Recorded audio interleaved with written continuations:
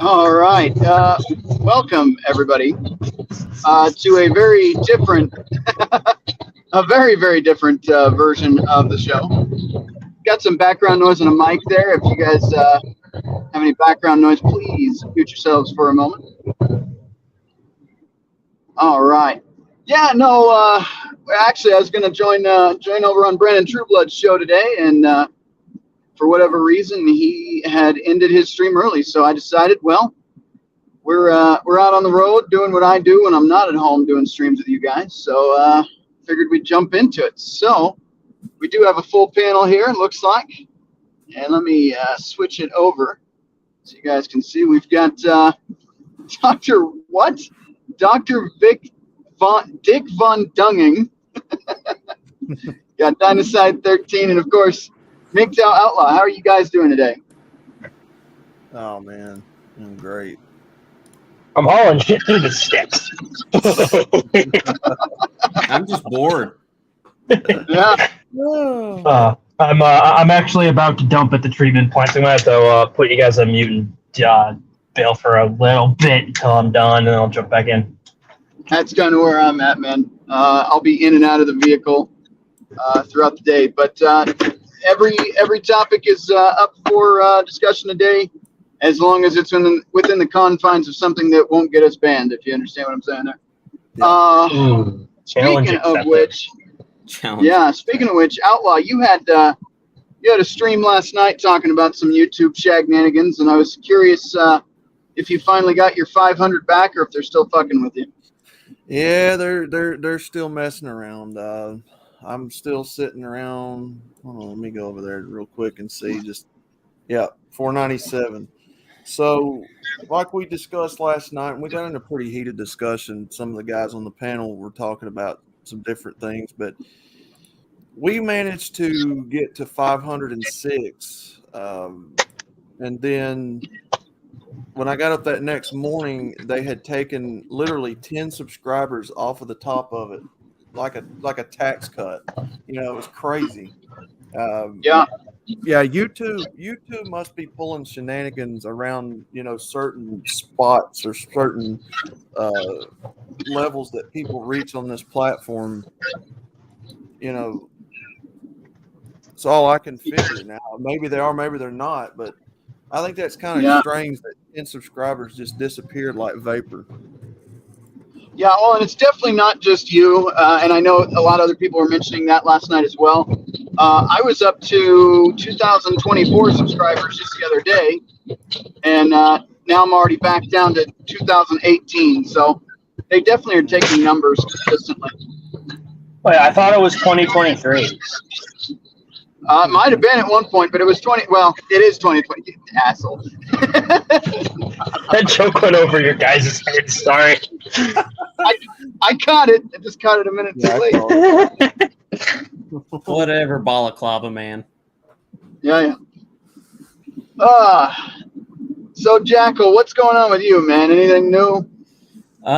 Just what I said on Gilded, and for everyone else who doesn't know what I said, I recorded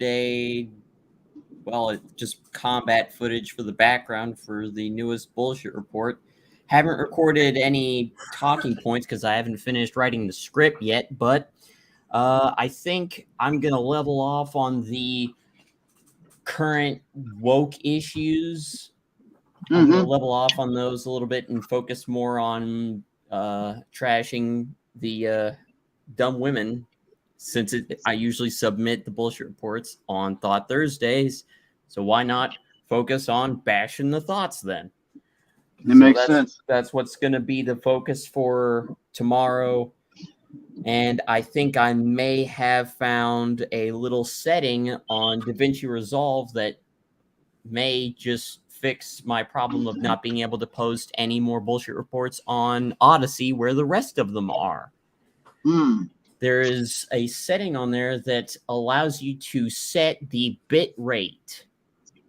So I will limit the bit rate to the maximum of what Odyssey allows, instead of having to use a third-party software like Handbrake, because apparently it requires another software called Windows.net, which apparently a group of hackers have been using to infiltrate people's computers.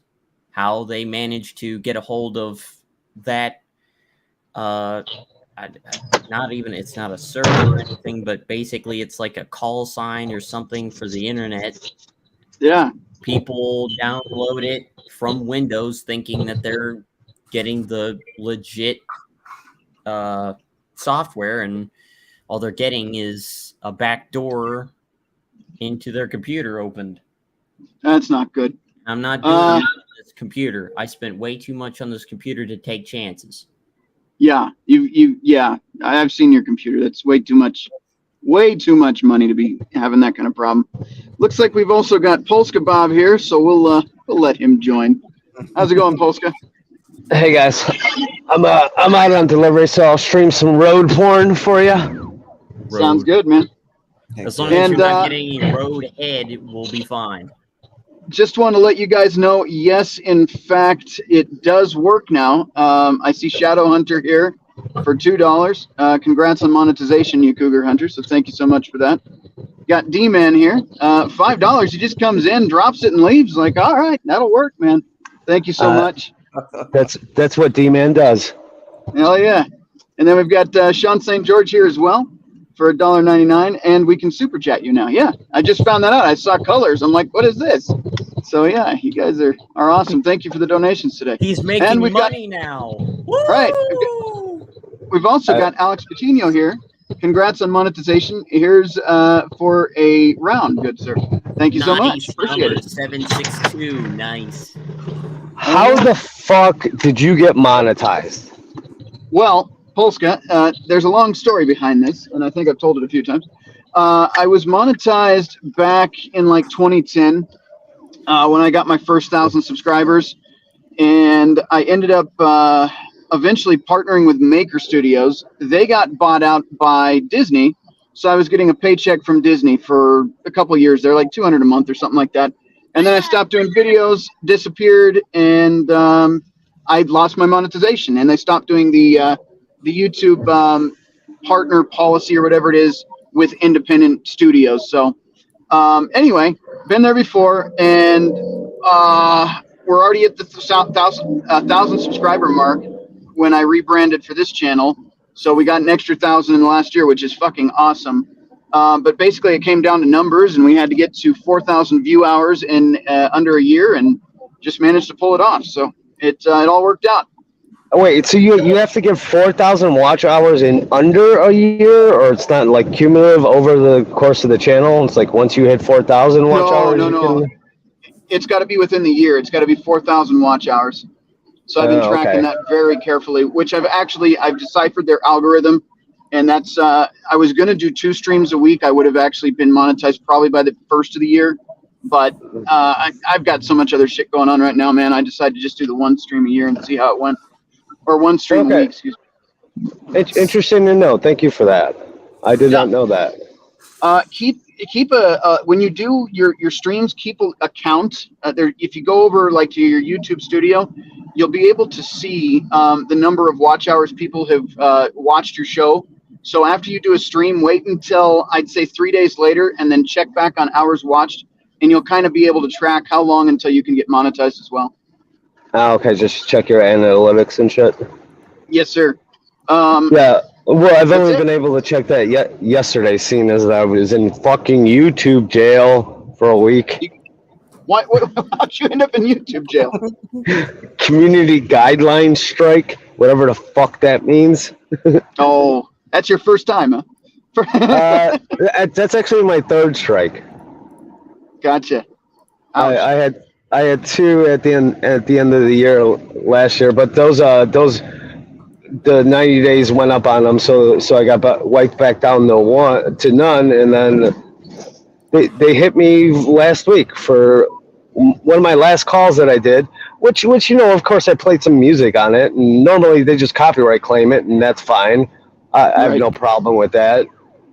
But they gave me a community guideline strike, and so I hit back on the appeal. I'm like, what exactly did I do wrong that, and of course YouTube doesn't fucking tell you anything because No. they're fucking YouTube and that's Right. their standard fucking operating procedures.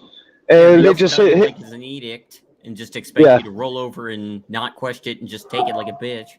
Pretty much. so they sent back my appeal and said that it was just rejected. No answer to any single question I asked at all. It just said, okay, yeah, we hear your appeal and it's been rejected. Bye. See you in a That is week. so stupid. Yeah, that's what they did with me. And when you get those strikes, make sure to be careful because they have like a 3-month period where they hold it over your head, and you have to behave within those 3 months. Especially if you get 2 strikes. If you get 2 strikes and you fuck up again, you're done. You're off YouTube. Yeah, it's 90 days. Yeah. Whenever you have a strike. Granted, they say the strike lifts after 30, but it's really 90 days. You're right, Rhino. Yeah, it's pretty stupid.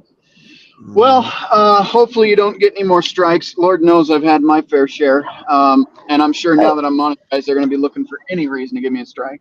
You know what? YouTube can't really stop me, even if my channel is down for a week. I've probably been on panels, a dozen times since that week. So Right. Well, that and it's really easy to make a new channel, and everybody knows who you are. So all your subscribers would probably come right back. Yeah.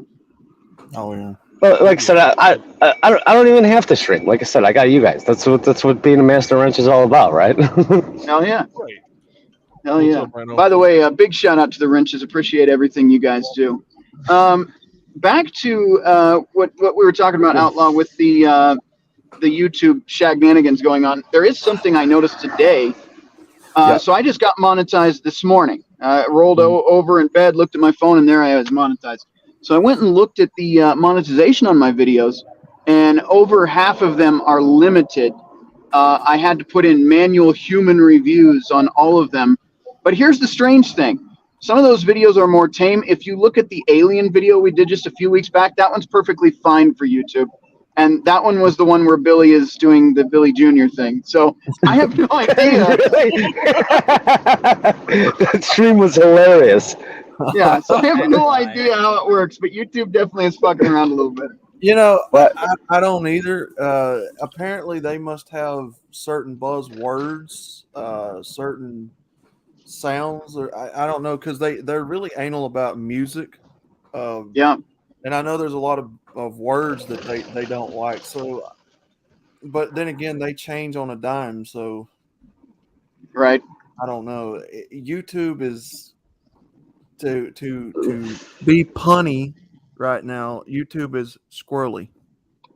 You know what? You know what? Yeah. I'll actually interject on this because one of my fellow gamers that the games with us on Chaos's channel when we do Red Dead Outlaw, Crystal Kitten. Yeah. She does Need for Speed fucking live streams that has copyrighted music on it, and she has no issues at all. She's done at least fucking. She did one last night. Our pop stream. Yeah. By the way, guys, if you're watching this live stream right now, it will be mirrored over to MGTOW and Rumble at some point. But what I want to point out, even though we are monetized here and whatever, technically we're monetized on MGTOW and Rumble as well. But what I want you to know is you're going to notice the live streams here are going to be missing big chunks out of them. And what I'm doing is eliminating any copyright problems, anything that might be too controversial for YouTube after the fact. So during the live stream, if you're watching live, you're going to get all the content.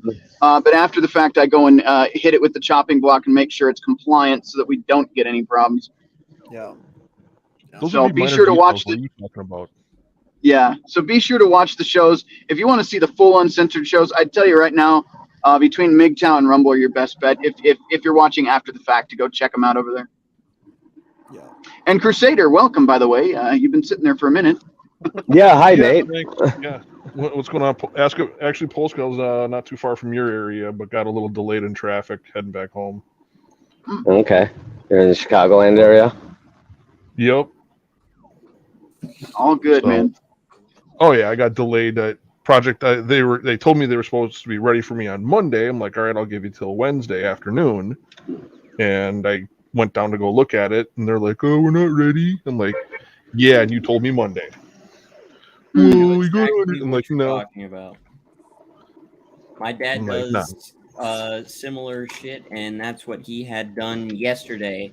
Brokers said, "Oh yeah, I'll have the 200K for the initial get in to play kind of fee that you have to pay for the bank to say, okay, we will have funding towards this project because the client's waiting for the funding. They're wanting like 20 million for this project to get started.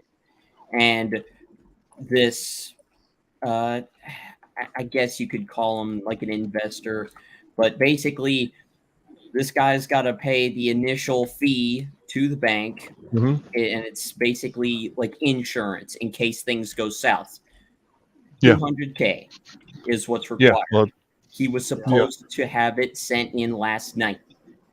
Didn't do it because big conference was supposed to go down yesterday.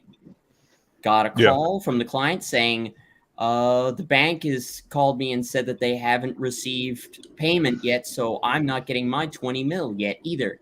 And Yikes. banks, they like to take their time when moving through projects. So he's probably not going to get funding for even this week. He's probably going to have to wait until next week. And my dad's not going to get paid until next week either because he doesn't see any money until the project gets funded. And the clients have it. Yeah, well, I know exactly what you mean. Yep, sounds like some fuckery. Mm-hmm. All right, guys, I'm gonna dip out really quick, but carry on without me. It'll just be a few minutes, and I'll be right back. Go for it. All right. Yeah, Jackal, a lot of what I do is referral through inspectors. So, like real estate agents and people that are doing like they had a house that wasn't up to code for plumbing or building, whatever it may be, and I go in and I basically tell either the agent or the buyer or whoever I'm working with, I'm like, all right, this is what I need material wise. Need to have materials ordered. Need to have X, Y, and Z on hand, ready to go. Or if you want me to do it, I'll charge you for it. So 9 times out of 10, most of the time, I'll order everything and then they pay me for it. But sometimes they're like, well, I want to order. The buyer's going to pay for it or whatever it may be. And what I end up doing is just going and doing the work. So a lot of my stuff is like usually home inspectors. I do some commercial stuff, but a lot of the stuff that I'm doing ends up being either pre-sale or post-sale things that need to be brought up. But 99% of what I do is usually stuff that was like someone bought a house and like DIY'd it themselves or did hired a handyman to do it, and then I have to come in and correct everything and get it all up to building codes. Meter exceed building codes. So that's what I do, and a lot of the stuff that I end up fixing is a lot of stupid stuff. Small dollar items. We're under $10,000 usually for a lot of stuff I do, but end up most of the time they tell me, oh well, I'll get everything, and then just can you no one keep the cost down. Can you just come and do it? And then I go and they order the wrong material. They don't listen to me. They try and second guess me. And almost everything I do with local building inspectors. So if I'm there and I do it, the inspector knows it's done to code. So 9 times out of 10, I end up, doing this runaround back and forth, and I end up charging people. Like I was out for, an hour one way, almost an hour back. So that's already 2 hours I'm charging people for my time, and I didn't even do jack. Yeah, I know what you mean because, as you guys know, I work in a place where we sell contractors materials to do work on houses, industrial buildings, and we'll have a lot of just non-contractor people come in and show me their phone and say, I need this because the guy told me I needed this. And they don't know what they're looking for, so most of the time I have to help people help themselves because they don't even know what they're looking for. Yeah. and because I'm not an engineer, I'm not a plumber, I'm not somebody who works with house repair or construction, I don't know what to look for either. I'm just the guy that keeps the shelves stocked. Yeah. I don't even know if what they're asking for is what's needed. All I know is that I'm being told, I need this. Where is it? Right. Yeah. Oh no. We Yeah. Go ahead, Outlaw.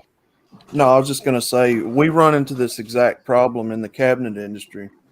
You have customers who they will go online and they'll get an idea for what they're wanting, and they'll see all this expensive fancy stuff on there, and then they'll probably find some third party site that's trying to offer it for cheap or something like that. So they'll get these ideas in their head, and then because they don't understand the market, they don't understand how the prices of the materials work and all that, they'll come to you and they'll name off a list of stuff that they want, and then they'll want you to try to factor it into a budget. See, what they do is they'll get you to factor in a budget first, like how much is all this going to cost, and then when you quote them a price, well, then that's when they start going into adding stuff.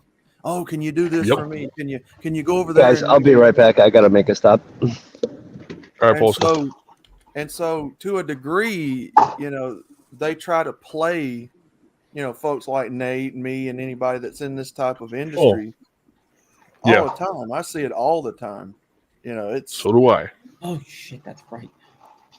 Well, every time they do that with me, what I do is I put in a request to change order.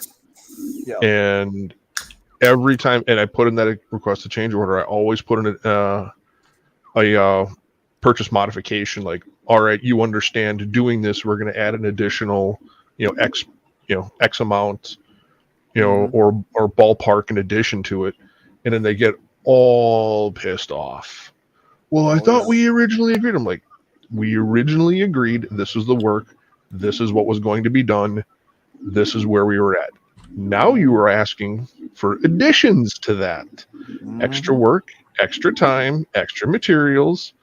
Well, and then they get all, I don't know, I found somebody else that said they'll do it in half the time. I'm like, go with them then. Go with them. And then they'll come back to me a month later or 45 or 60 days later, and they're like, oh, hey, you gave me a quote on this. Yeah, can we do it? And I'm like, dude, it's been over 2 weeks. Materials are going to change in price. Yep. I gotta requote it. Materials are in other words, fuck you. Pretty much. Right. Well, and I know that Nate just mentioned it, but in our industry, there's a lot of running around you have to do, quoting prices, going to the job site itself and laying out the job. You'll spend at least on average about an hour, 2 hours just, talking to the customer, laying out jobs. Ooh, this girl in pink top's got some nice tits. And then working. Thanks for the update. Especially if it's a new home, if it's under construction, ideally you want the electricians there, the people who hang the sheetrock, kind of getting a game plan together so we're not working on top of each other. Right. Oh yeah. So all that costs. And with gas going up, with the cost of materials going up, they don't understand. You have to charge for this stuff. The small businesses can't just eat the cost anymore. They've got to go up with the times, and some people, especially where I'm at, are just like, we don't want all that. So we're just going to go to Lowe's or Home Depot or.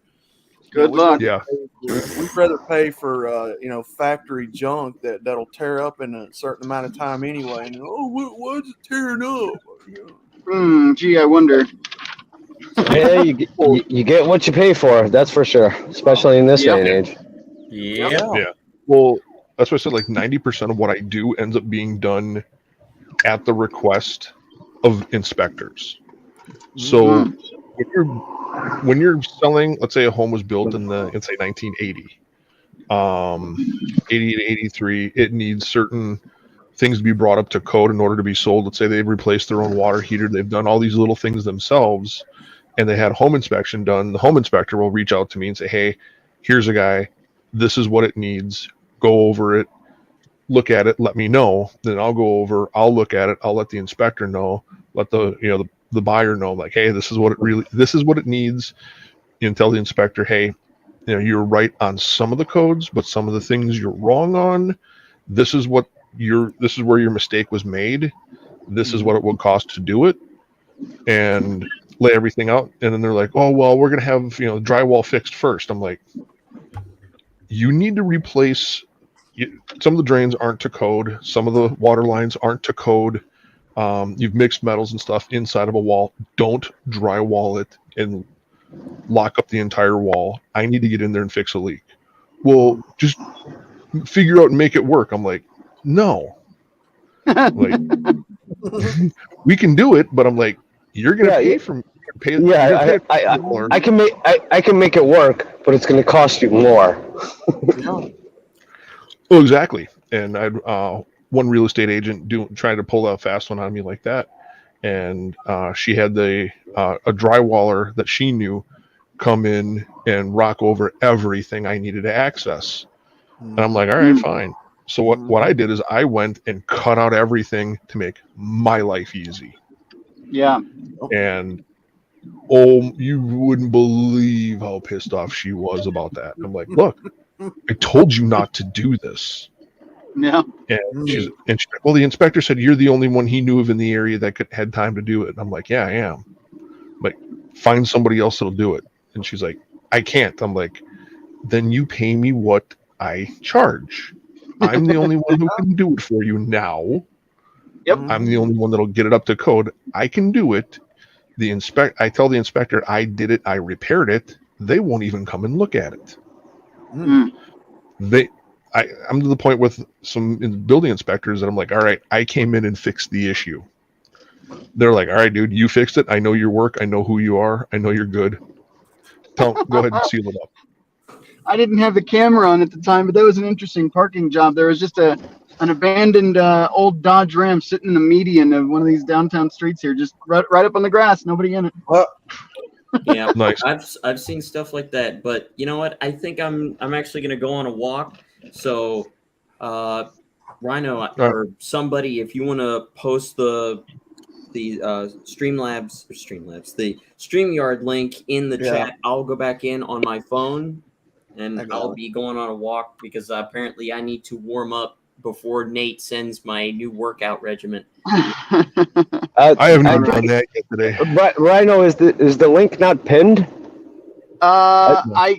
I don't have it pinned, but I can share it again. Because I'm mobile, it's kind of hard. This is the first time I'm trying to figure all this stuff out. So. I'll drop it. I'll drop it. It's a little bit difficult on your phone. But Nate, I know what you mean, because you get a lot of people that don't understand the pains of the trade, making calls as if they know what time it takes and how much effort it takes to get the job done. Yeah. It's the unqualified making decisions as if they were qualified, and it's almost like they're trying to tell you how to do your job and to deal with whatever money they throw at you, regardless of whether it runs with your rates or not. Oh, yeah. And there's one real estate agent. I stopped working with her a while ago. She'd call me up and she's like, hey, I'll give you an address to a house. She's like, I need you to put in a garbage disposal. I'm like, okay. Or the garbage disposal doesn't work. I'm like, okay. I'm like, I'll send you a bill at the end. She was like, no, I'll just write you a check for $100. I'm like, that doesn't even cover the cost of a garbage disposal. No, garbage disposals can run up to about $300. Mm-hmm. Well, and then to pay somebody to pick it up and put it in, you're well over. And she's like, oh, it'll only take you 20 minutes. I'm like, I haven't seen what's there. I don't know if it's the code. I want to make sure everything is done right. Yeah. And you go in there and you see the dishwasher, vent and discharge isn't put in right. That's got to be redone. You go in there and you find out all these things of so many people have done stuff backwards that need to be corrected and brought up to code. Yep. And it's like, it's like when I put in dishwashers for people and stuff like that, I run a separate, I'll run like a 2-inch drain instead of an 1.5 inches. And then I'll leg off of that 2-inch to a separate 1.5 inches isolated P-trap and drain just for the dishwasher. Now, Yep. Nate, when you Yeah. do jobs like this, which would you rather do? Have someone just pay you to come in and do the work, or basically get paid for just assistance with this? Say, okay, I will do the installment, but I want your advice on what is the most efficient way and structurally up to code method of installing this appliance or making this repair, and you basically get paid to just oversee the work while the client does the actual physical installing. No, when I was going to college, I worked for a plumber, and he tried to do that, have other people do the work, but a lot of it wasn't done to code. And so I wound up, that's what my job was when I was out of class, I would run out afternoons and evenings and fix problems that these other people, real estate agents, these people were doing things, backward and didn't have they were trying to cut them. They were taking shortcuts and cutting corners on things that they didn't know what they were doing and doing an improper installation on things. But, outlaw, you understand, like being a cabinet maker and stuff like that. If I tell you I need to have this much open space to be able to run a drain, put in drawers and give me a 4-inch false back inside of a cabinet that I can actually run a drain through. Yep. And I'm going to run multiple drains through it. Yep. If I tell you, give me a 4-inch back, dead space between the back of a drawer in a cabinet and the back wall of a cabinet. Mm-hmm. I mean, if I'm asking for 4 inches, that doesn't mean give me an 1.5 inches. Right. No. No. Exactly. Yeah. It's all look, at the end of the day, it's all about working with the people who are also there trying to make a job work, because the cabinet maker is not going to be as successful unless the sheetrocker, the electrician, the plumber, the people who constructed the house are all on the same page. So it's a team effort. You look out for one another, and you get the job done when you work together. Yeah. So it's, a lot of times, like I've had a lot of guys when they're framing houses, I'll go in or they're framing out rooms and I bury, I'll tell them, all right, give me on an exterior wall, use 2x6s instead of 2x4s, which will give me extra space to run everything within the wall. Mm-hmm. Won't have any problems. And when I bury my plumbing 3 inches inside of a 2x6 wall, and they're like, well, you really should. Somebody clip that real quick, because that sounded perverted. Yeah. What? But when you're building a wall like that, and I advise the framers, I'm like, look, this is how it needs to be done, so you have room to hide everything and room for maintenance and other things to be done. This is the way things need to be done. And they're like, well, that's not what the architect says. I'm like, all right, we'll call the building inspector. And the inspector comes, he's like, yeah, dude's right, gives people room, prevents problems. And then the architect, yeah. Speaking of work, really quick, you're going to see me actually disappear off the stream for a minute. Carry on as usual. I have to make a phone call, and my phone is not that good at multitasking. It should only take like 30 seconds, though. Now, that's what she said. You, yeah. Woo, that's not what you want to hear. Wow. You guys already know, but like, especially in a smaller town where the customers know each other, the people work, do the work, know each other. You want to be in good with these people. Oh yeah. You want to keep your plumbers happy. You want to keep your electricians happy. Like I said, especially in a smaller town where everybody kind of knows each other. Most people have probably used other people, so word of mouth, keeping a good reputation is everything in this industry. Because you can very quickly get a bad reputation, and that's it, man. Oh, I remember him. He did such and such on that job and screwed everything. No, we don't want to use him, man. Yeah, exactly. So, Well, yeah, I know exactly what you're talking about. yeah. And working with each other, yeah, I mean, it is what it is. It's just how it goes, man.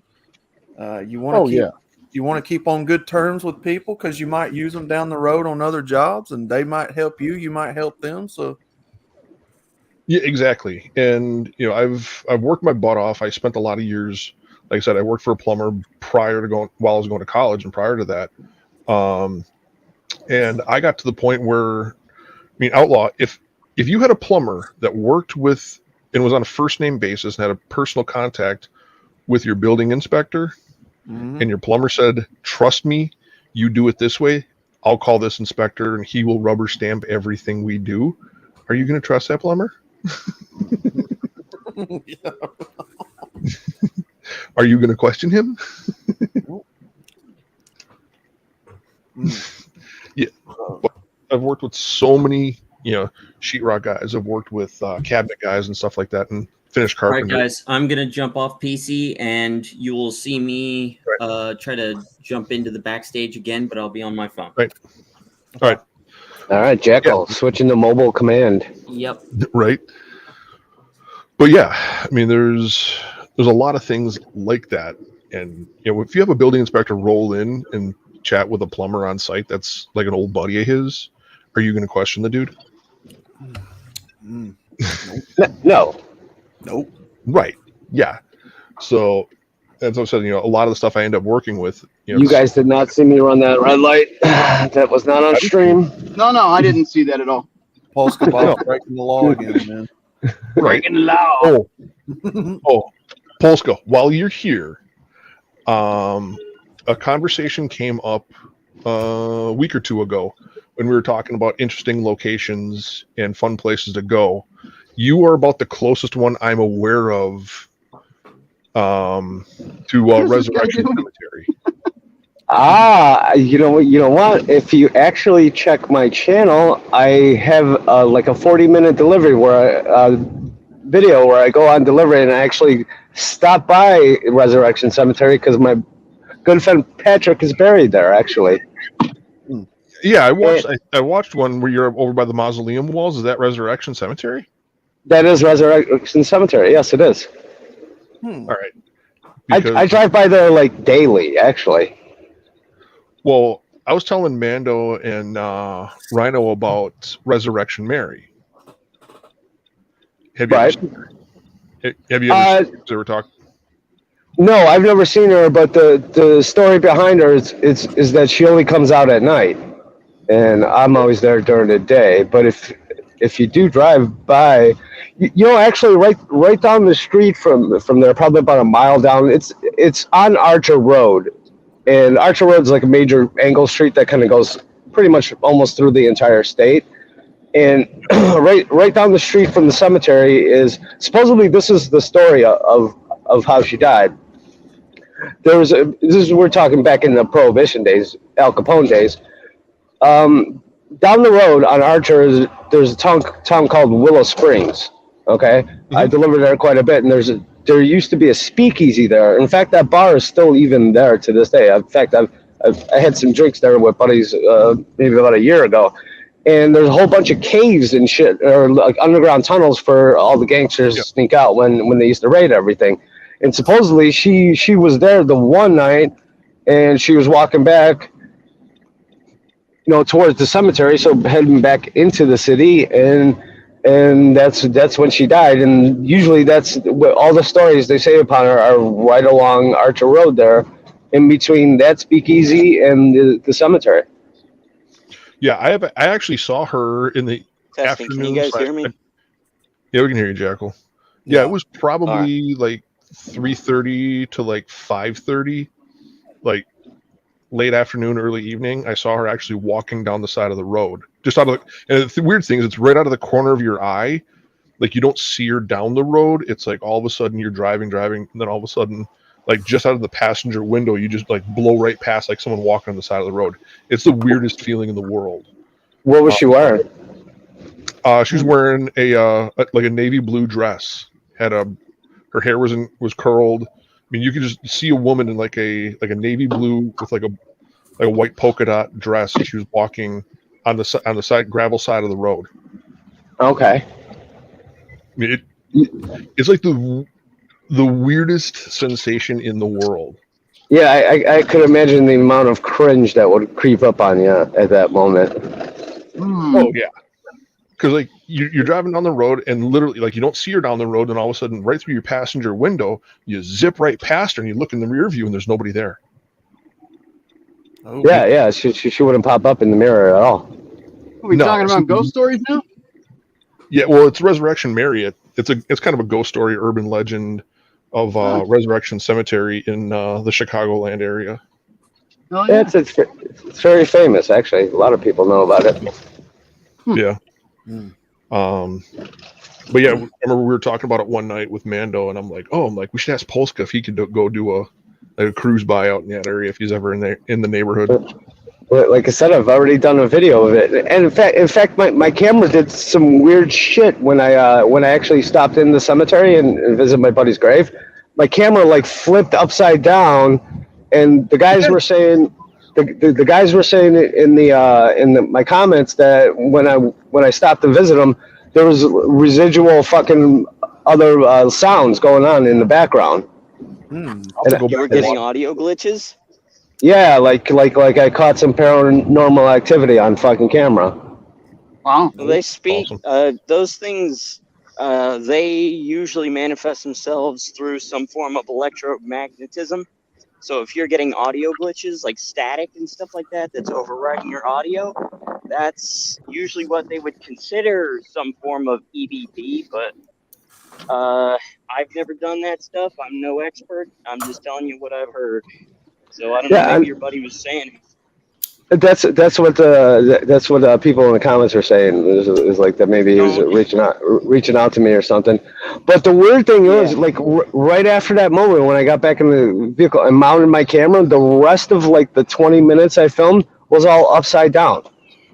Yeah, I remember that. Yeah, right. Video. I'm like, what happened there? Yeah, that's an older video though that you did. Yeah, that was probably about 2 years ago. I think it was maybe a year or 2 years ago. Yeah, maybe. Yeah. I can remember you were driving around and you're talking about that. Was it that new truck or a new Jeep or something in a parking lot that like nobody's supposed to be there by that building, and you're coming around the corner. Oh, the MRAP.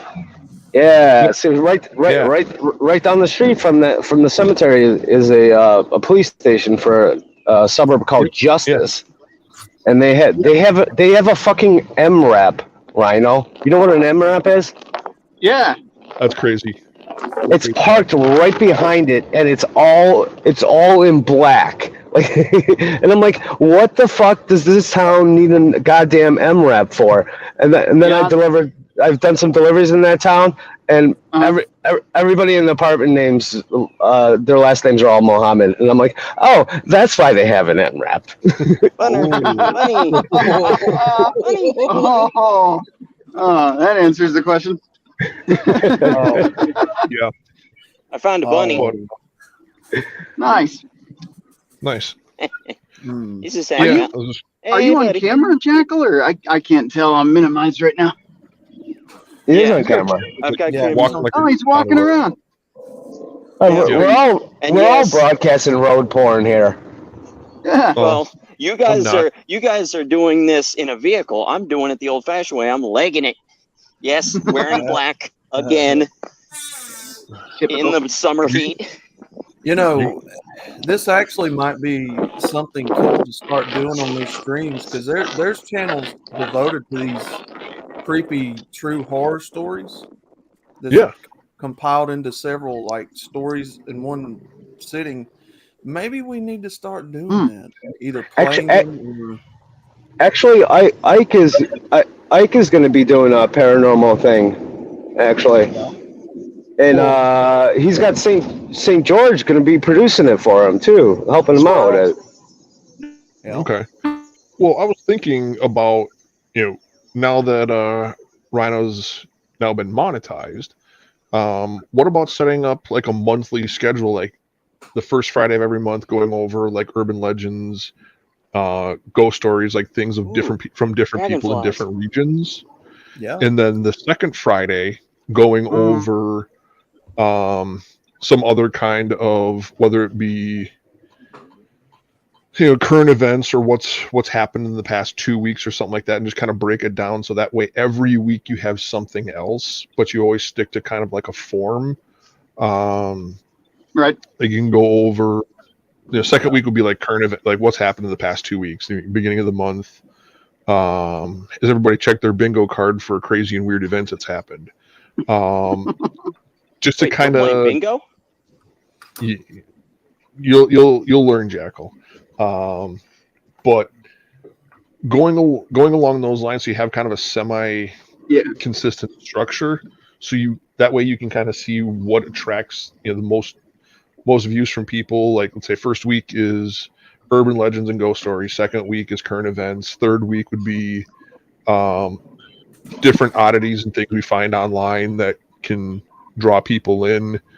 The last week you can do like a month in review, so that way you can kind of see what people are interested in, what draws more viewers, and you can kind of skirt the the hot topic of the day and remove any risk of being algorithmically challenged and or censored or question the monetization, so to speak. Are you telling me to tame myself down? Is that what you're trying to say? No, I'm not saying to tame yourself. Nobody puts Rhino in a cage, Nate. Okay. Well, there's a difference between putting somebody in a cage and actually manipulating and controlling content exposure. Don't you fucking dare, you asshole. Sorry, Road Rage. We can see in real time that Polska Bob is about to rage out on his trip. Yeah, squirrel. You have that narrator thing down. You could probably make a channel just in going over random events and narrating them, and just making it like a comedic narration channel. There's a channel called Narrator, and this dude, he's a former Army, and he does a channel exactly like that. It's literally called Narrator, and that's what he's addressed as on YouTube. Anyways, I'm about to do a 100-yard dash. Oh, soccer field. Hey, guys, in the chat, I actually have a question for you because I'm kind of retarded at the moment. I have a split screen open. Yeah, at the moment. I have a split screen open right now. So on one side, I see my manifest, and on the other side, I see this stream. Uh-oh. Well, that's not good. Anyway, what the fuck is he doing? Running? Yeah, Jackal's running. Nice. The jackal open in nature, yes. Right. Right. My question is, anybody in the chat, do you know how to, on a Samsung, let's say S22, S23, whatever, do you know how to make the one window you want pop up again? Because I have not figured out how to do that yet. I think it's not the arrow, the one that's the 3 dashes at the bottom left. Correct. But how do you separate it once you've linked the split screen? That's what I'm confused on. I have no fucking idea. Well, if you see me disappear for a minute, I pressed the wrong button again. Guys, I'm going to make my stop real quick, so I will be right back. All right. I mean, we could probably. I ran so hard my shoelaces came undone. I mean, we could probably do something like that in the future on here. I mean, you guys have a segment where we just narrate silly stuff, or right. Like there's that bad lip reading channel where the guys like make stuff up. Yeah. You just take like stock footage, like news events or something like that, and you can like narrate something completely crazy. That would be pretty good. Well, I've told the story before, and Hammerhand actually reminded me of it doing the comic book. And I've told guys that I used to do role play years ago. I developed being able to come up with stuff on the fly, role playing. And we would have ideas just come at the top of our heads, and we enact it and all that. So for years we did that, and I don't know, that's kind of always how I've done my channel and things like that. I mean, I don't script nothing, Yeah. Well, that's kind of how this show is too. There's definitely no script. Kind of like my bullshit reports at the beginning. I didn't script anything. I just hit the record button and started bullshitting. Yeah. I find it easier just to come off the cuff, to be honest with you. Like, I'm sure scripted is more, organized and neat, but it's not. Yeah. I feel kind of constricted, if that makes sense. Yeah, I having prefer. a basic outline works. Yeah, I prefer not scripted myself. Yeah, I don't even know where I'd begin with doing scripted material. Yeah, same here. I mean, I'd do like an outline of saying, okay, we're going to work on these 3 topics, but we're going to do them in this order so they flow. That's about as scripted as I would get. Yeah. So I'm not a scripted person. I can't sit down and do that. Every video that I do is off memory, off the top of my head, and I don't know. Yeah. But and trust me, I rely on the quick wit and being able to draw things out of my brain at a moment's notice. My brain's way too chaotic for that. I have way too many things going on all at once. I have to write it down when the ideas come to me, because if I'm just doing unscripted, just hit the record while I'm playing hide field or whatever, I try to stay on topic. But even if I have an outline on the adjacent screen to look back to stay on track, I will waffle as much as Jimmy during his redonkulous. That's possible. Well, the one thing that I always wanted out of this channel when I first started here on YouTube was authenticity. Being relatable to the everyday person who listens to what I say. And somewhere along the line, I remember hearing people say, well, scripted is all well and fine, but you kind of lose a sense of authenticity to people when you script stuff or something along those lines. I was like, So I always felt like I was more connected with people, and I just, because the average everyday person doesn't script anything in their life for the most part. Things happen. Oh, they got rid of the volleyball court. No. Life is not a scripted, event. It's a series of random events, as we all know. It's all gone. Oh yeah. So that's kind of how I've always seen it. That's why I've always liked smaller channels, talking off the cuff, because it's more relatable to the everyday person, because that's how most people are anyway. And authenticity's always been the name of the game for me. Yeah. There's a level of authenticity with the unscripted stuff. Authenticity is something good to be known for. If you're known for being totally honest with your fan base, with your audience. Yeah. I mean, who do you think people are going to trust more?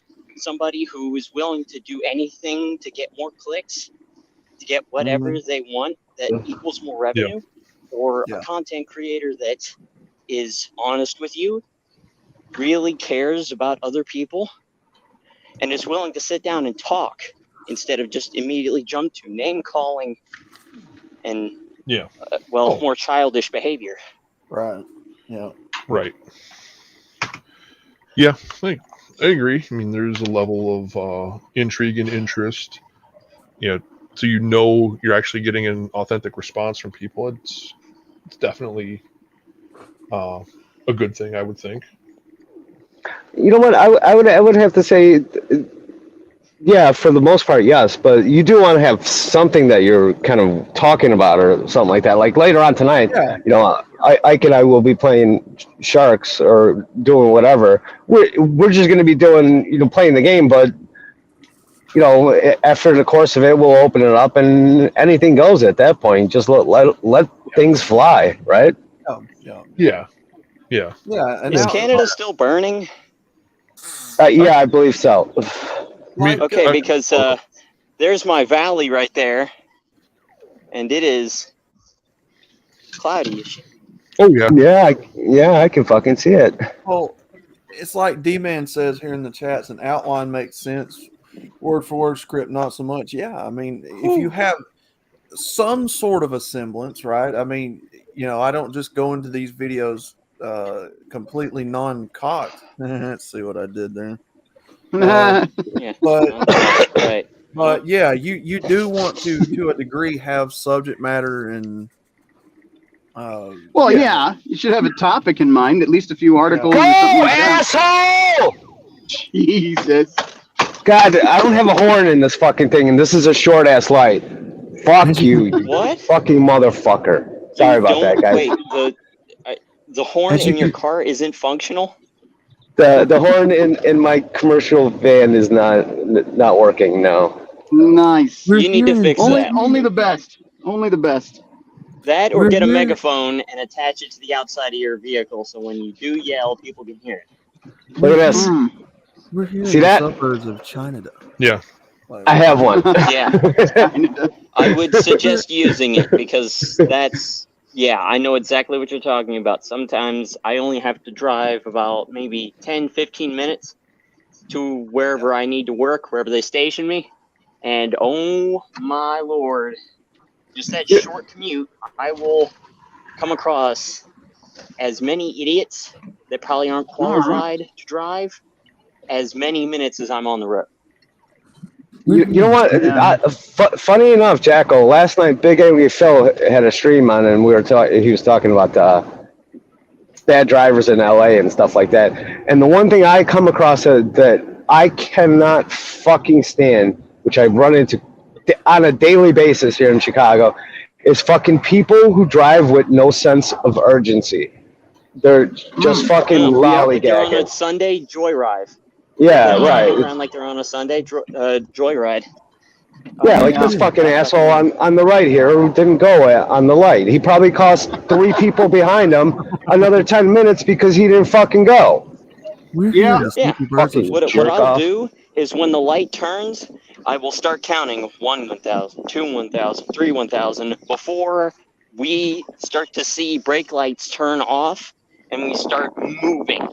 And on average, the front car, it will take about 3 to 5 seconds to respond. Ooh, honeybee. 3 to 5 seconds to respond. Those 3 to 5 seconds when you're operating a fucking 6,000 pound, a 6-ton vehicle, or however 1,000 pounds, what 10 to 12,000 pounds, could be the difference between life and death. Let's go, old man. We're here in the sleepy birds of Chicago, watching as the day in the life of a local Chicago. This asshole, what is he driving around? All right. see, Rhino's getting it too. Yeah, A local Chicagoan spend the day driving in traffic. We're gonna see how he handles it as he rages. Outlaw, can you deepen the voice a little bit? We're here in the day in the life of Polska Bob, Perfect. a local resident Chicagoan, as he rides downtown traffic. We're going to see how he handles the traffic.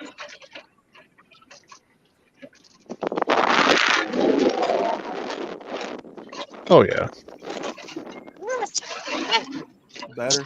God damn the rain, man. We're in the day in the life of a local Coloradoan as he navigates the weather at hand. Oh yeah, there's is like stupid rain out of nowhere. Oh God. Damn. There we go. Here's my current deal. You guys are getting rain and idiots, and I'm just getting extreme heat and hills to have to crawl over. Now, looking at your weather and looking at the radar, I have a rough idea of where you are, Rhino. Well, I mean, you do know where I am because you can probably see the mile markers as well. Well, yeah. If See, you that's don't what I'm know, trying to not do. yeah, if you don't know, this is Colorado Springs. That's why you're seeing big mountains off to the right there. See, that's why I keep my phone pointed down so you don't see any identifying Yeah. landmarks. Yeah. I figure, fuck it, everybody knows who I am anyway. Everyone knows you're in Colorado. Yeah. Yeah. As long as they don't know your address. And the closest thing to that was when you were streaming outside of your apartment. You were just outside. Yeah, but there was nothing that would have given anything away there. Yeah. Man, running in all black, long sleeve everything is not good. No. Speaking of which, we're at the hour mark. So in just a moment, I'll be going to a quick break because I can still do that from this end. Nice. Yeah. Interesting. Which break do you guys want to see today? Do you want to see some Jimmy Script stuff? Do you want to see some nursing home Jimmy stuff? Script. Jimmy Script. Jimmy Script, yeah. Oh, the Jimmy Script is hilarious. All right. Okay, Jimmy, I want you to stay to the script. You stumbled a few times. Let's just stay on the script. I know you can do this, Jimmy. Okay, take 512.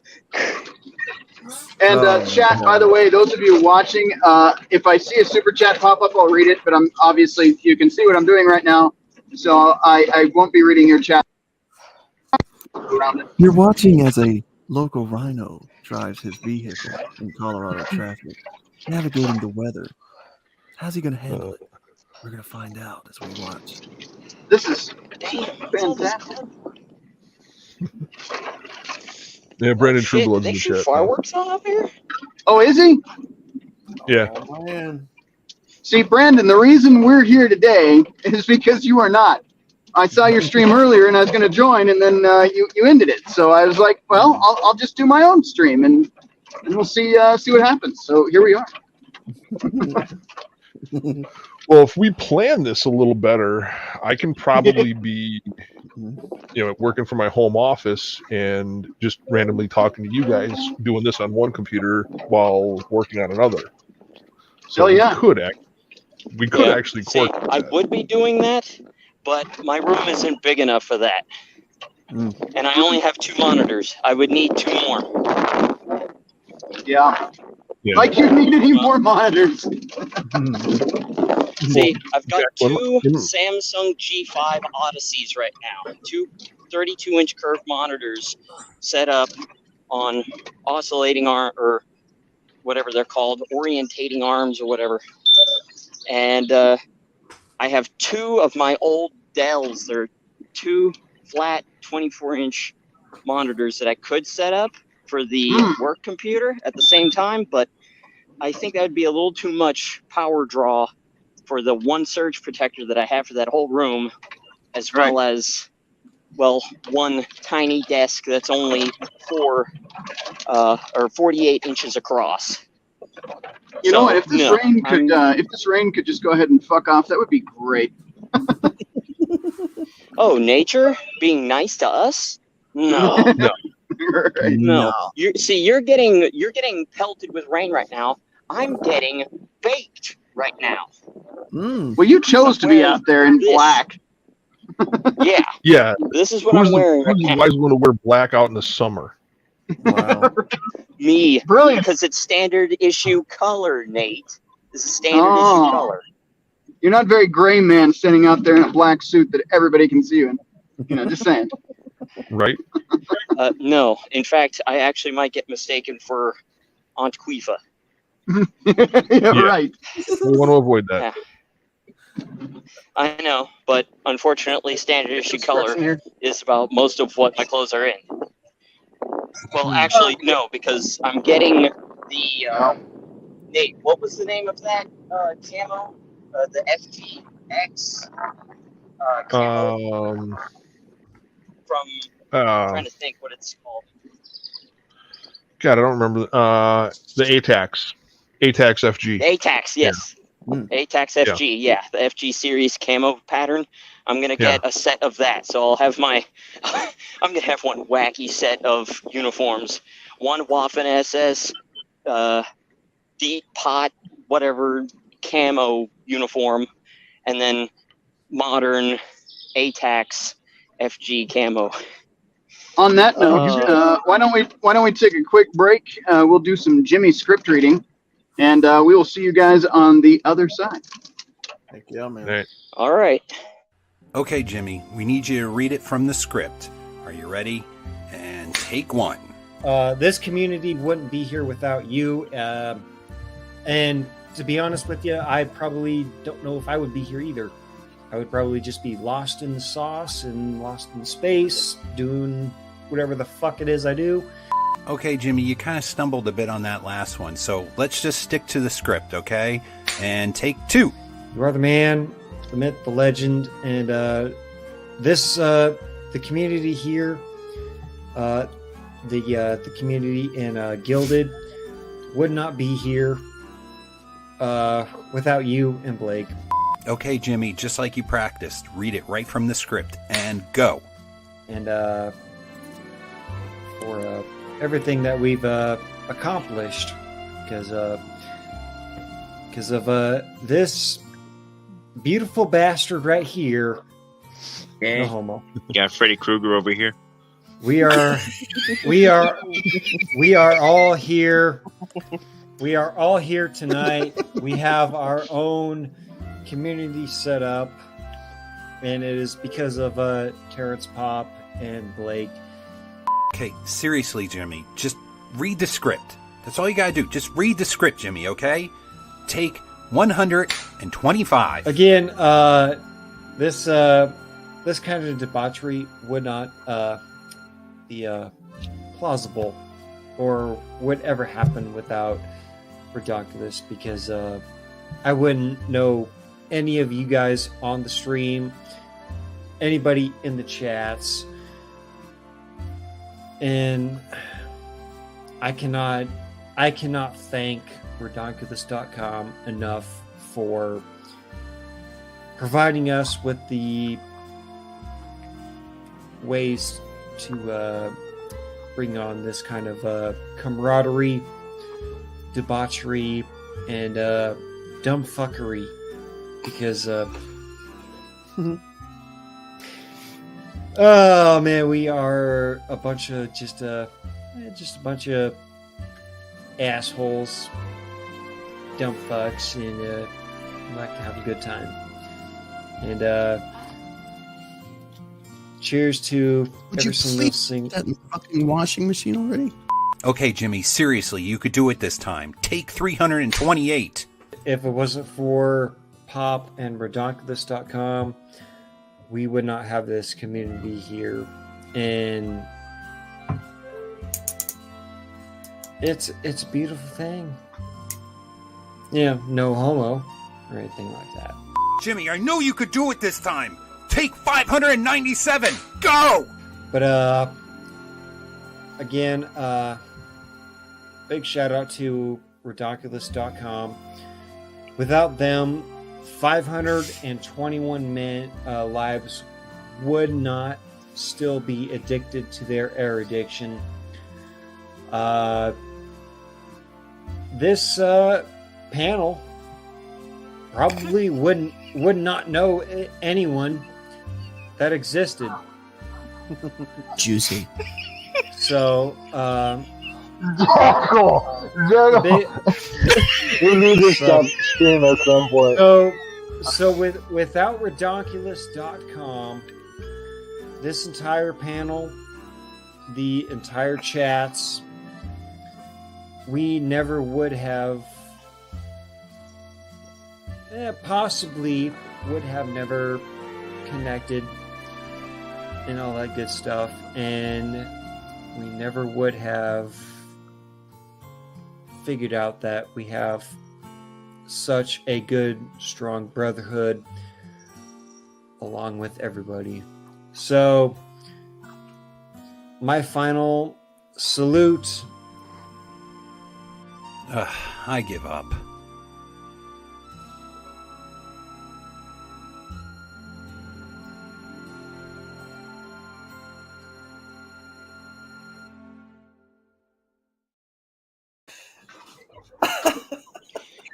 For fuck's sake, every time I see that, it just reminds me, if I ever meet Jimmy in person, I have to slap him. I have to. For fuck's sake, man. I was there when it was happening.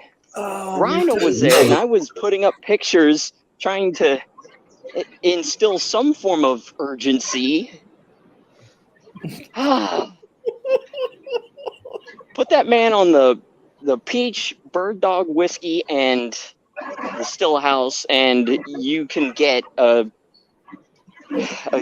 Chris stream for this. You can get a Chris stream. Ooh, rabbit. Oh, no camera. Fuck. There he is. Oh. Yeah. That was There's two more. Ooh. I don't know how many times I muted my mic because he just kept like repeating himself. I'm sitting and watching this all happen. I'm like, Billy is going to just eat this for lunch and just make a video out of it. Just sit there and laugh. No, you can stay there. Oh my God, man. I was laughing so. And then I finally heard that washing machine joke that Rhino's been talking about in that one. Oh my God. Yeah. Will you put it in the fucking washing machine already?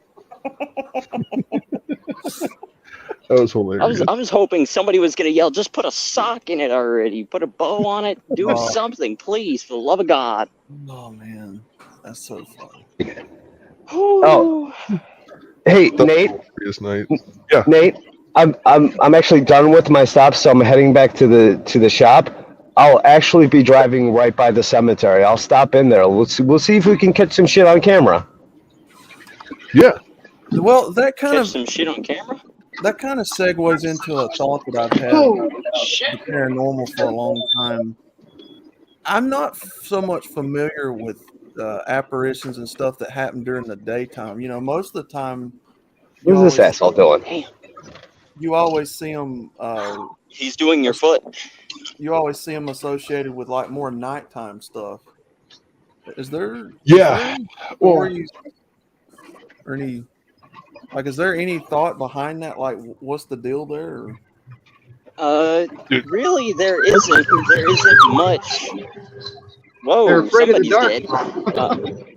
Oh my Afraid of the God! dark, right. Oh, Dennis Wow! Look at it. Can you see this? What happened? Road's already flooded. Full screen yourself. Sure. You said there's minor flooding here? Minor flooding, yeah. I gotta get the hell off the street Oh, before I I'm seeing can't it. get the hell off the street. Is that covering up the road? It's going to if I don't get the hell out of here. Okay, yeah. I would suggest putting pedal to the metal. Yeah, it's time to get the fuck out of here and head south. You're watching in real time Holy as Rhino speeds through the dangerous weather I'm glad that conditions. I've only had to drive through that kind of weather once in my life. Will the Rhino make it out of his dangerous predicament?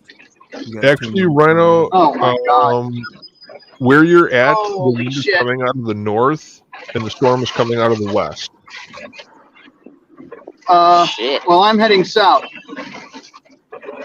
I don't think you're going to be able to outrun that cloud bank. You're not going to be able to outrun it. No, Jackal, the storm is heading east. So if he heads south with wind coming out of the north, that's going to hold the storm, and going from west to east, he'll be able to walk away from this without a problem.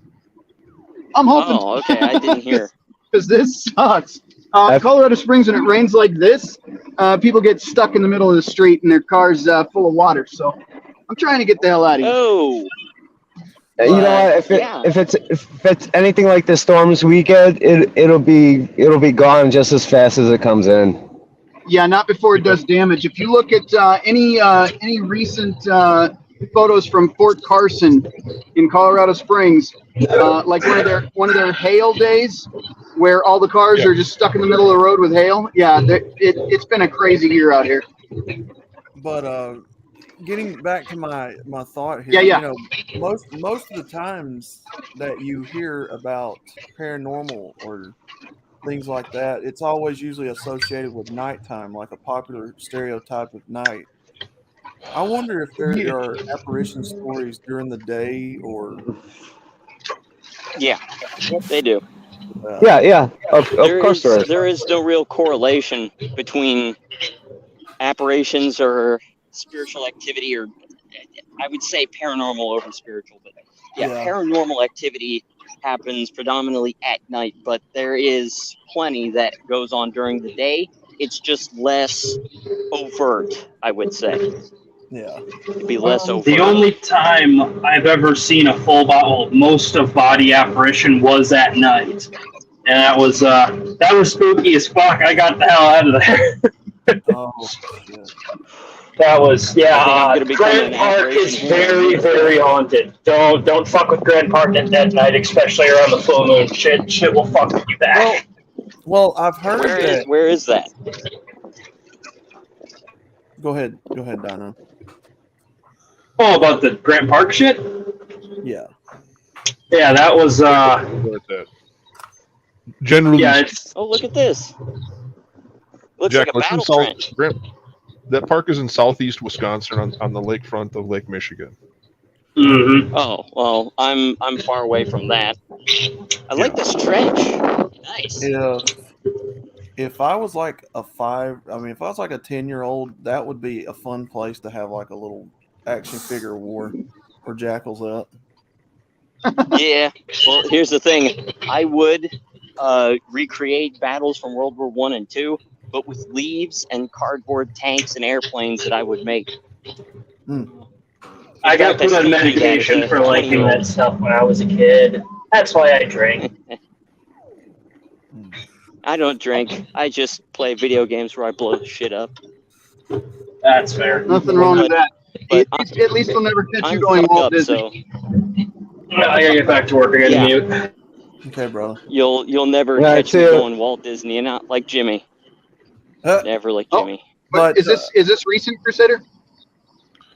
Yes. Okay. $2 here from Shadow Hunter. In theory, the veil between worlds is thin at night. Oh, that's interesting. Well, well, I'm sure most of you have probably heard the quote unquote myth, or allegedly, I should just say, that at 3 o'clock in the morning is considered the witch's hour, and they say that paranormal entities or creatures or anything else related to that nonsense is supposed to be at the peak of their power, and that's when you're allegedly going to see the most unexplainable activity. Allegedly. Yeah. What the hell? This path looks interesting, but I don't feel like getting chiggers or fleas. I have Or heard ticks. in the past one or two, apparition stories during the daytime, but it's not like, the infamous nighttime where you see it like in old abandoned places or, Or in the woods like this. Oh yeah.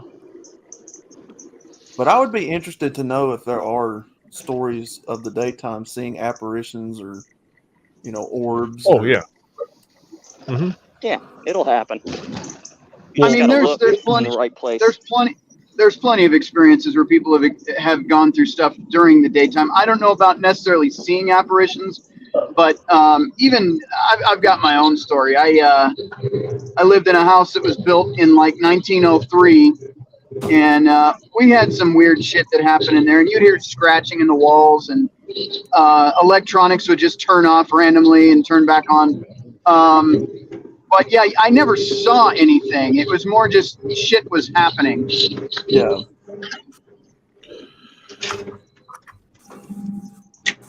Ooh, more bees. Because my skepticism is on the fence of I don't know necessarily if I believe in that sort of stuff, but I'm not willing to go into a haunted mansion type thing. Absolutely. Yeah. Oh, I never believed in a lot of that stuff until I actually started repeatedly seeing things that I can't come up with a logical explanation or a reason to explain what I saw happen. Yeah. And until I actually see something like that occur, mm-hmm. like when you actually watch when you're in an area and you literally watch something move across a table or a counter or a bar top, or watch something move across the floor, and you can go over and make sure there's nothing attached to it. It just moved on its own accord. Yeah.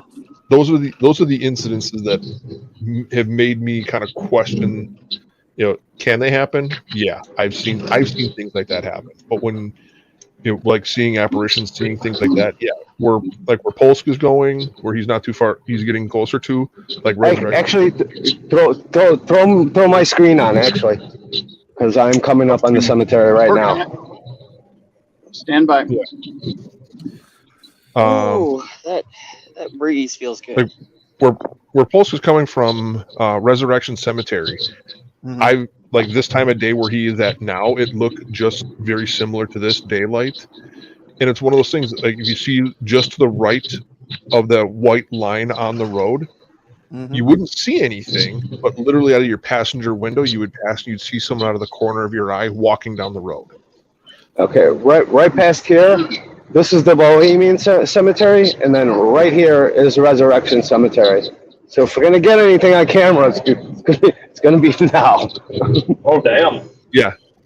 Okay, well keep Pulse's screen up. But if cemetery exploration is something that we might be interested in, I'll see if I can make the trek to. What is the name? How do you pronounce the name? I'll send Jackal out to a cemetery on one of our late night streams and let him wander around with a flashlight, see what happens. I've got a couple of places I can go to. There is personal. It's a private cemetery. I think it was called Valenstrek. That's not how you pronounce it. It's Russian, I think. I don't know. It's European of some sort, but it's pronounced Valenstrek Cemetery. Yeah.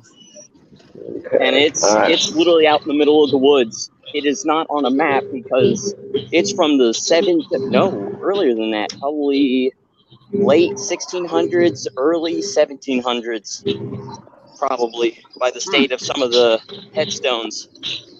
Well, I was going to say one of the most infamous ghost stories that I've probably heard, and everybody here is familiar with it, probably, the Gettysburg.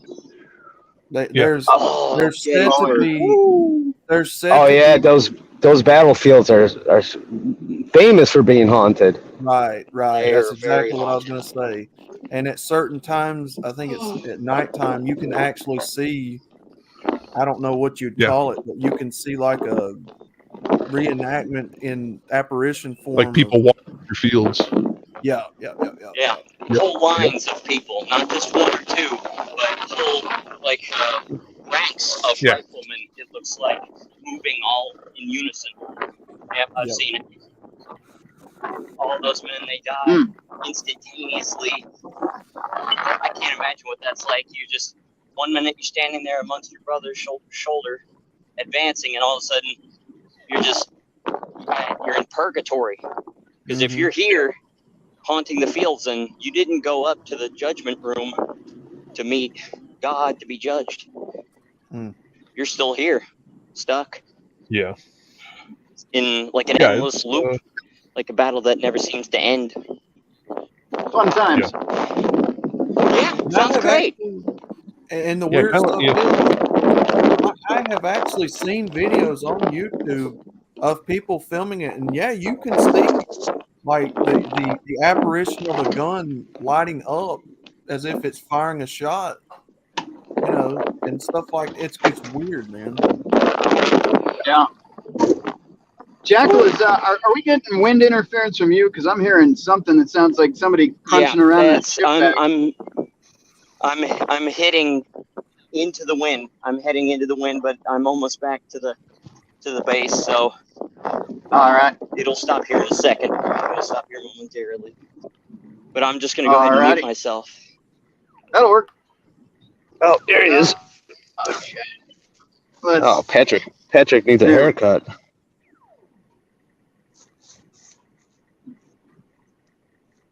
We'll see what he's doing. He's digging in the dirt here. What is he doing? That's my buddy's gravesite. Love you, Patrick. See you on the other side, brother. Yeah, I actually stopped in the cemetery. I didn't think you were going to stop. I thought you were just driving by. Well, you know what? I'll go back through the front entrance through the rest of the cemetery and see if anything pops up because I didn't see anything. All right. Yeah. There you go. I was looking at the side of the road, but it's when I've seen her, it's literally like right by the white line of the road, like dangerously close, like walking almost in traffic. Yeah. Oh, what happened there? Now, was she walking towards you or away from you? She was walking the same way as traffic. Okay, so she's walking towards the city. Okay. Yeah, walking with traffic. I've seen her going both directions. I've heard that she wears white though. I didn't know about the blue dress. I've seen her wearing like a blue dress. It was kind of weird. It was a short sleeve. You can just. It was one of those like flash out of the corner of your eye, like you can't fully look at it, but you can see she had brown curly hair. She was wearing a navy blue dress that had white polka dots on it, and I saw her through the passenger window, like a straight 90-degree angle away from when you're looking facing forward. Like you just see her out of the corner of your eye, like a tenth of a second.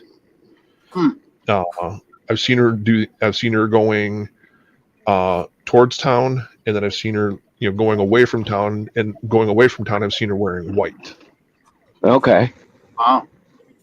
So I've seen her a couple of different. It literally looks like the same woman, but like I said, you'll see her for maybe a tenth of a second, a quarter of a second. Just little fleeting, like within just like very fleeting moments.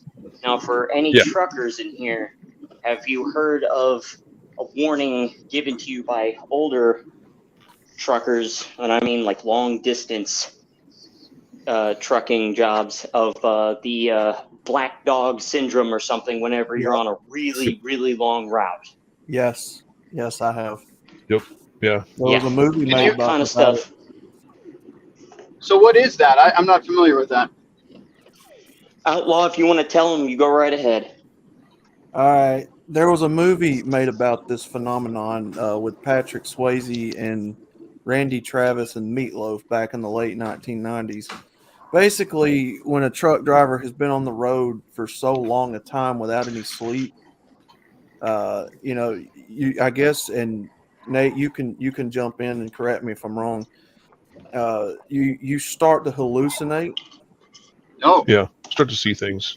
You get so tired and fatigued that you're seeing things, and they'll claim to see a black dog or apparition go across the road. Kind of like they zone out, I guess you'd say, and then sometimes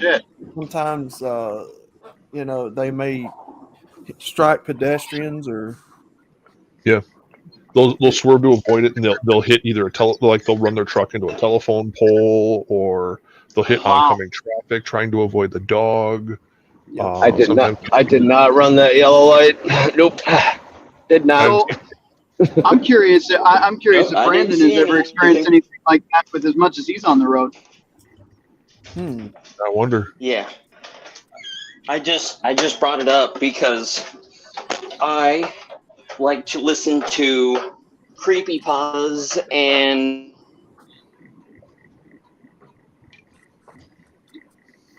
I think you cut out there a little bit. That or I cut out. But apparently something happens to a human psyche or mind or whatever when you're deprived of sleep and rest for so long a time. I guess your mind starts hallucinating and Yeah, well, if you don't get enough REM sleep, you actually do hallucinate things. Yeah, you'll actually see that. Crusader, you would actually know. How many days can you go without sleep before your mind starts totally screwing with you? That's different for everybody. But you could really 2 weeks actually. My mom has had this problem for a while, and she ended up in a psych ward because she couldn't sleep. It was hallucinating shit. So, anywhere from, they say typically between 7 to 10 days. Usually about 7 days, you start to have like major hallucinations, hearing voices, smelling, seeing things.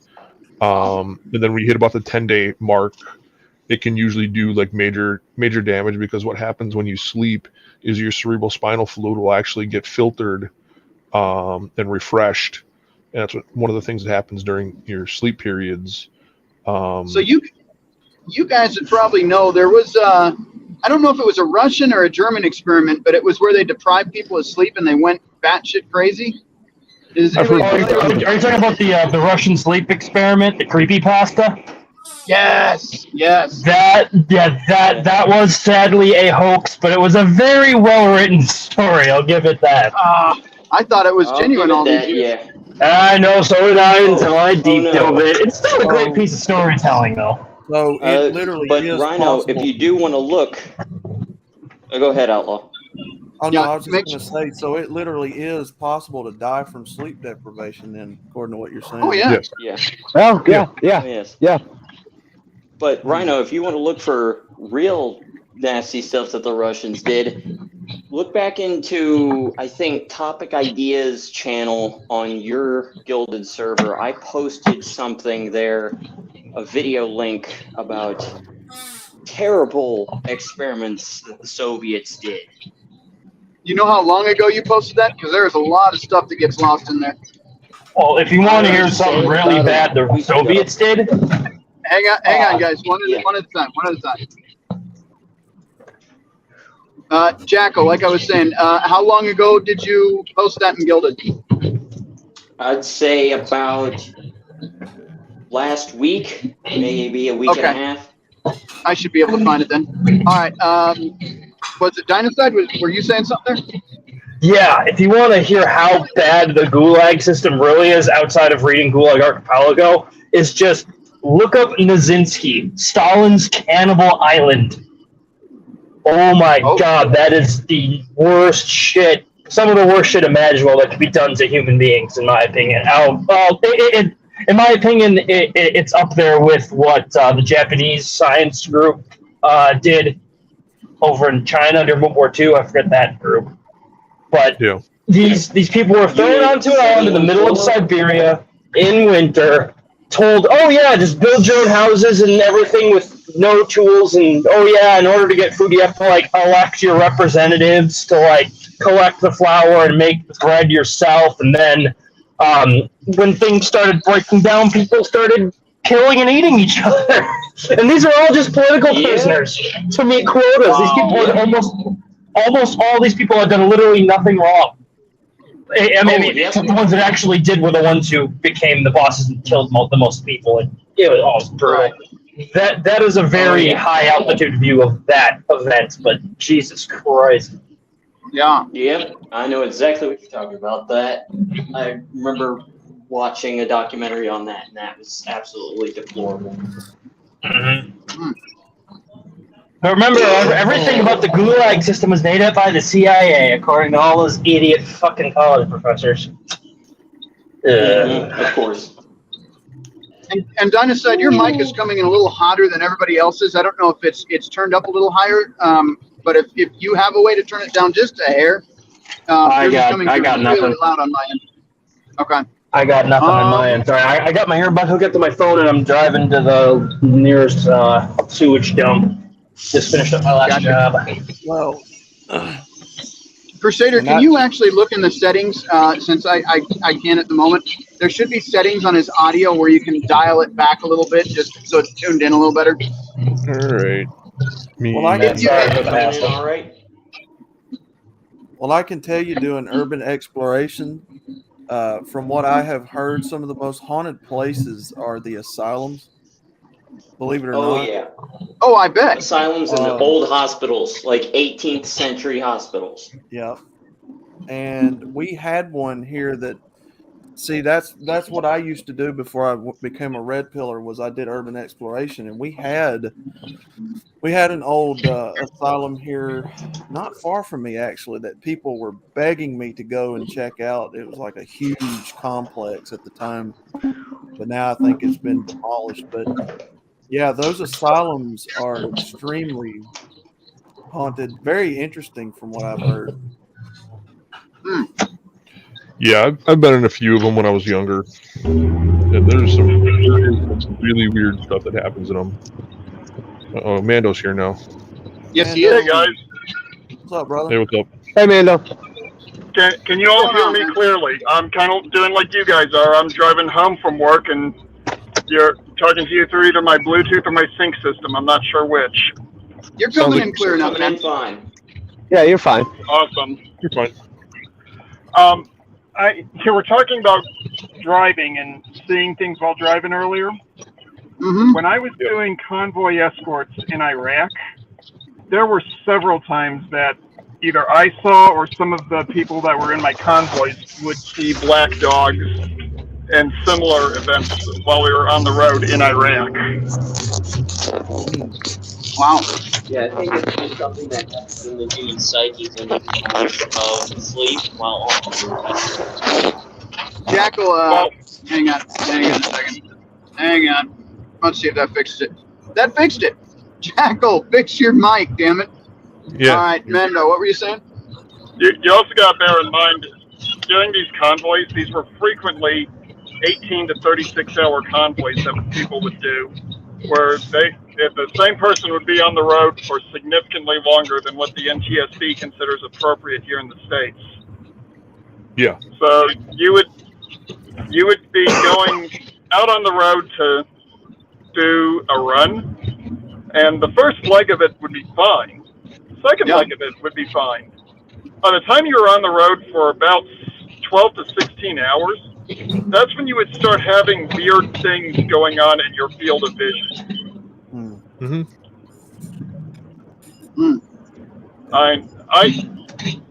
I personally thought that there was I was so far gone on one 36-hour convoy that when we finally pulled into a motor pool, I thought I saw a line of ducks walking along the side of my Humvee doing the conga dance.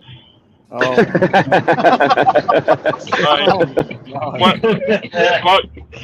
When you're half asleep, when you're half asleep and you're in a high-stress environment, because we were on some of what was billed as the most dangerous roads in the world, your brain starts doing things to keep you from going absolutely BS insane. Yep. I guess. That's crazy. And the thing is, several of the guys that I served with, in fact, if I can ever get a hold of any of them and get them to come onto my stream, I might have them tell some of these stories. They told me just some absolutely crazy things that they saw, heard, and in one guy's case, actually thought he felt while he was on a convoy. Ooh. Yeah. Okay. There was a stretch of road just outside of Baghdad where a guy who I consider to be my best friend on this planet, in fact, I frequently refer to him as the closest thing I have to a brother. He told me straight up after one of his convoys that he could swear that as they were driving past a certain point, he saw what looked like a person in a burqa that could have been no older than about 16 years old, drove past her. She was not in the rear view mirror. About a mile down the road, he could have swore he felt a young woman's hand on his shoulder. Oh, that's fucking creepy. Yeah. Yeah. So, by the way, guys, just doing some maintenance on my end. If by chance, He cut out. If by chance he kicks himself out of his own stream, that's what happened. Yeah. All right. Yeah. What a loser. But yeah, maybe this would be a good idea at some point to do like a stream on creepy true horror stories. I was already planning around Halloween to see about getting Sean and Tommy on, and see about getting a couple other guys on as well, talking about weird events that we saw while in the service. And Crusader, you'd fit in good for that as well if you ever had any overseas stuff with your PMC job. Not overseas. I always had a bad a bad omen about leaving the United States. Probably fair. Yeah, you've told us, So, or at least I know what you told me about that. IEDs. Let's say it included IEDs. Kind of like a bad juju type thing to leave your home. yeah, Or like a bad boo boo. Yeah, there've been a few occasions where a company I used to work for, I was given offers to go and work outside the U.S. and I've had other guys that want to jump on the opportunity to go. So I've given it to them, and there've been 3 different occasions where guys that took my spot, so to speak, and have experienced IEDs. Wow. Directly under where they were sitting. Where I should have been. Wow, yeah. fuck that. Oh. And didn't you say that happened 3 times in a row? Yeah. Jesus yeah, that's someone telling you, Nathan, stay home. You're cursed. That's crazy. That sounds like a curse. No, that's the exact opposite of a curse. Something is looking out for him to keep him from getting in that position. Yeah. Yeah. Well, Could be. That's what you'd call God looking after you. Well, the crazy thing is usually before that occurs, like it'll be like 6 months or 3 to 6 months or greater. I'll have a really vivid dream of me being in a situation where something will explode or me being hit by a car or something like that. I'll have a really extremely vivid dream of something like that happening in a work situation like that. And usually it's like, I'm supposed to be going on the trip. I'm supposed to be going. And then all of a sudden at the last minute, like a week or 2 before, someone's like, hey, can I take your spot? Sure, go for it. And the dream I had where something happened to me, that's what's happened to them. Jesus Christ. Okay. I'm just gonna point this out real quick. It again backtracks a little bit. So what Shadowhunter said earlier in that super chat, and I did paranormal investigations with a couple of groups in Fort Campbell and Fort Riley. Mm-hmm.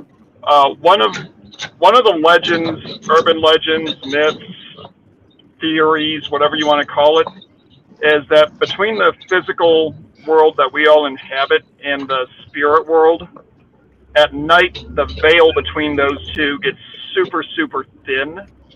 Mm-hmm. And there are some places where it is almost non-existent, according to some legends.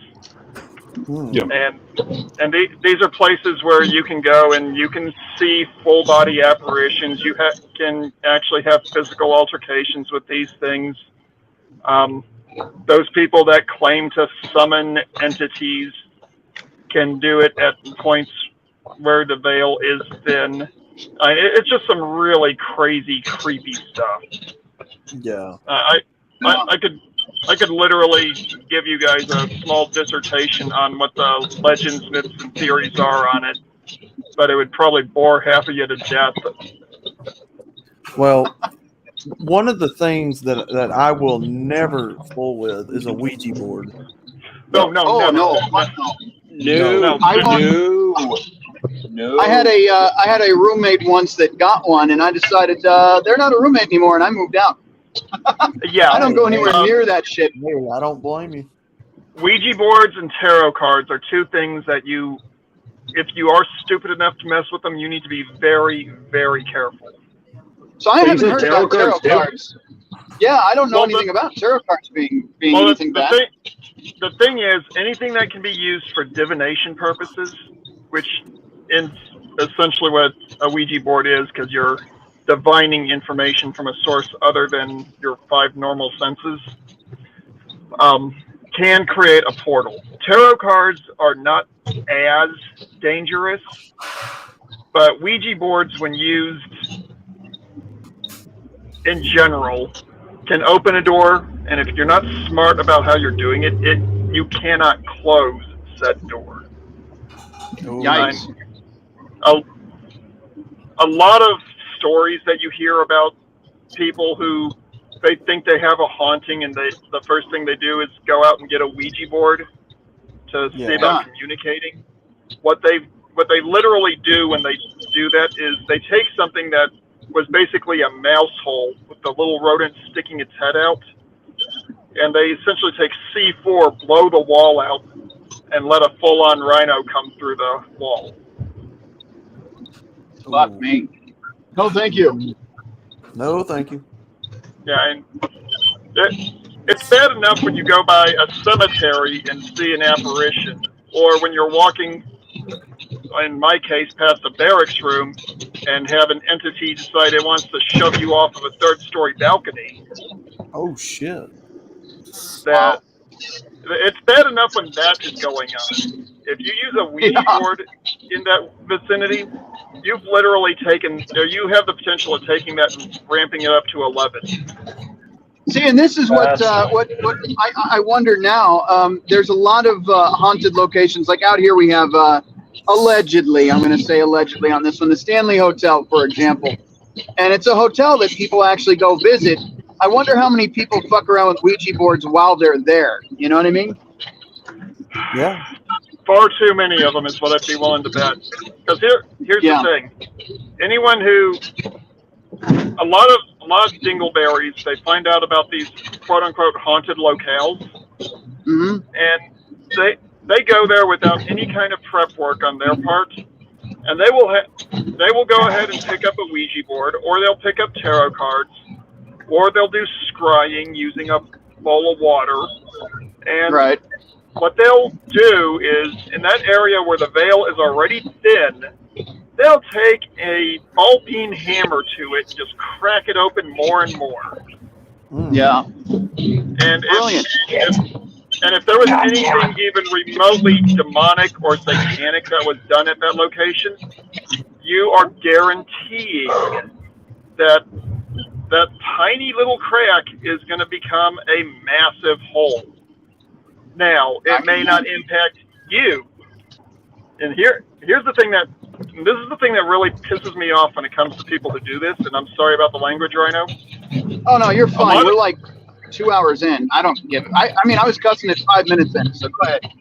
A lot of people, they will go in thinking, oh, because it's sold by the guys that sell the Monopoly board game, that a Ouija board is safe. It's just a toy. No, it's not. An analogy I used during a paranormal investigation with a family who was considering it, but I literally looked at the father and go, would you give your son a fully loaded Desert Eagle? Because they were big gun nuts in that family. Right. And he was like, well, no, he wouldn't be able to fire it safely. Like, okay, would you give your son a fully loaded 9mm? Like, well, again, no, same reason. Like, now, would you give a baby a tank? Essentially, when you have a Ouija board in a paranormal hotspot, that's what you've got. Yeah. Okay. So here's my question. I actually had a question for you. Let's say you fucked around with the tarot cards, and something happened to you. How would you go about fixing something like that? That's the question. I have a real life story about that, actually. If y'all want to hear it real quick. Well, fuck yeah. Guys, I actually have to jump off. I've got a couple errands to run before I go back to the apartment proper. But if you're still live when I'm done, I'll pop back in. We'll be live for a while. Guys, I'm about to pull into my shop too, so I gotta jump out. I'll be streaming on Ike's channel later on tonight at 10. If you guys want to pop in. Hell yeah. Heck yeah, bro. All right. See you guys shortly. All right, guys. Later, guys. You go back and look at Tommy, the chat. welcome. Thank you, gentlemen. Wasn't expecting to see this pop up. Right. Yeah, no, I wasn't expecting to see it pop up either, so it just happened. What up, dude? Hey, dude. Yeah, no, I'll tell you the story for those of you just tuning in. And Tommy, essentially, I was going to go hang out with Brandon Trueblood on his stream, And then he decided to quit on all of us. So I was like, well, I could just fill in the blank and do a stream over here then. Okay, that makes sense, I guess. Yeah. So that's what happened. But was it Polska that was talking about the tarot card story or somebody else? That was me. Okay. Definitely want to hear your story. Okay, so I'm gonna have to make this quick because I'm pulling up to the treatment plant. It's like every time something comes up, I gotta get on my truck and do something, but it's all good. This is sort of the story of how I got dragged into a relationship I didn't want to be in, but at the time I was so jacked up on pills I didn't need and under the thumb of my evil egg donor. Nate knows the full details. You guys don't need to know that. It basically said that if a girl likes me, I'm obligated to be with her because that's the best I could ever do. And I was so jacked up on pills I couldn't really realize how bullshit that was at the time. And any semblance of that I was told to my therapist as me not listening to my mother and being antisocial and more evidence of mental illness. And that's why I can't go to therapy. But different story, different time. So I was introduced to a friend of my, now that I realize, schizophrenic younger cousin, who is now a dude, was a chick, and part of Antiquifa. I know. So I was locked in the basement with her because she had no other friends. Anyway, so they tried setting me up with her friend, who's no longer a friend, when I was 14 and this person was like 12. It was really weird and I wasn't for it, and it didn't work. But a few years later, I'm hanging out. She gets invited over. I was told to hang out. I didn't have my driver's license. I had no choice. I wasn't 18. This girl was in her teens, so nothing happened there. But cousin brings out the tarot cards. They were out, you're going to be rediscovering something long lost tonight. And then, well, I never did anything serious with her, but ended up dating this girl for like a few months and then probably got dumped a few months later because I wasn't feeling it and I had no idea what the fuck to do. And and my luck with chicks hasn't gotten much better, but at least I'm unfucking my thinking meat for the most part. Right. But yeah, don't fuck with tarot. Don't fuck with schizos, and for the love of Christ, if your family hates you for not fixing the bridge they burned, just leave it burned. No shit. Yeah, I can agree with you on that one because my luck is I only attract the ones that have got a ton of tattoos, crazy hair color, and piercings up a storm, and of course they're all older than me. So you might say that the cougars are hunting you. No, not really. The thing is, they're not. I haven't had one that is old enough to be considered a cougar. Let's just say that they would all be within 5 years older than me. But they're all college-age girls that look like they've been walled out and stalled out. And they're covered in tattoos. They got like the bleached hair with some crazy color in it. They just look like bad news. Why do they like me? I don't get it. Because you're cougar bait. Scrawny ass kid. Your target. Because easy money. Because the types of kids that you just described, Jackal, are kids we used to call emos and goths. Those types of chicks are attracted to a certain look on guys, a certain behavior, emotions, that sort of thing. To them, you probably have that emo look that they like. You might not. Well, I mean, you've seen my profile picture, not this one, not the Viper, the other one, the one that Billy made. Yeah, they're attracted to the dark, silent, that sort of thing. Gothic style is what they're very much into that. Yeah. Because so I'm fucked, is what you're telling me. You're telling me that I'm fucked. You gotta change your style, dude. You need to go total prep, dude. You really do. Surfer boy. That requires me to tan too much. No, I you ain't don't have to tan tan. again. Just wear the board shorts and no shirt. Then you'll attract the No. unintelligent. I look like a blonde- Holocaust victim. Then you'll attract the unintelligent blonde chicks who are all about Valley Girl shit. And They're back I with had no one issue. of those. I had one of those in high school come after me. Cheerleader. No. Oh. Herpagonosyphilis. No. Yeah, that's a definite winning. No. I literally had to threaten this girl that I got ducked out. I got it away from me. done.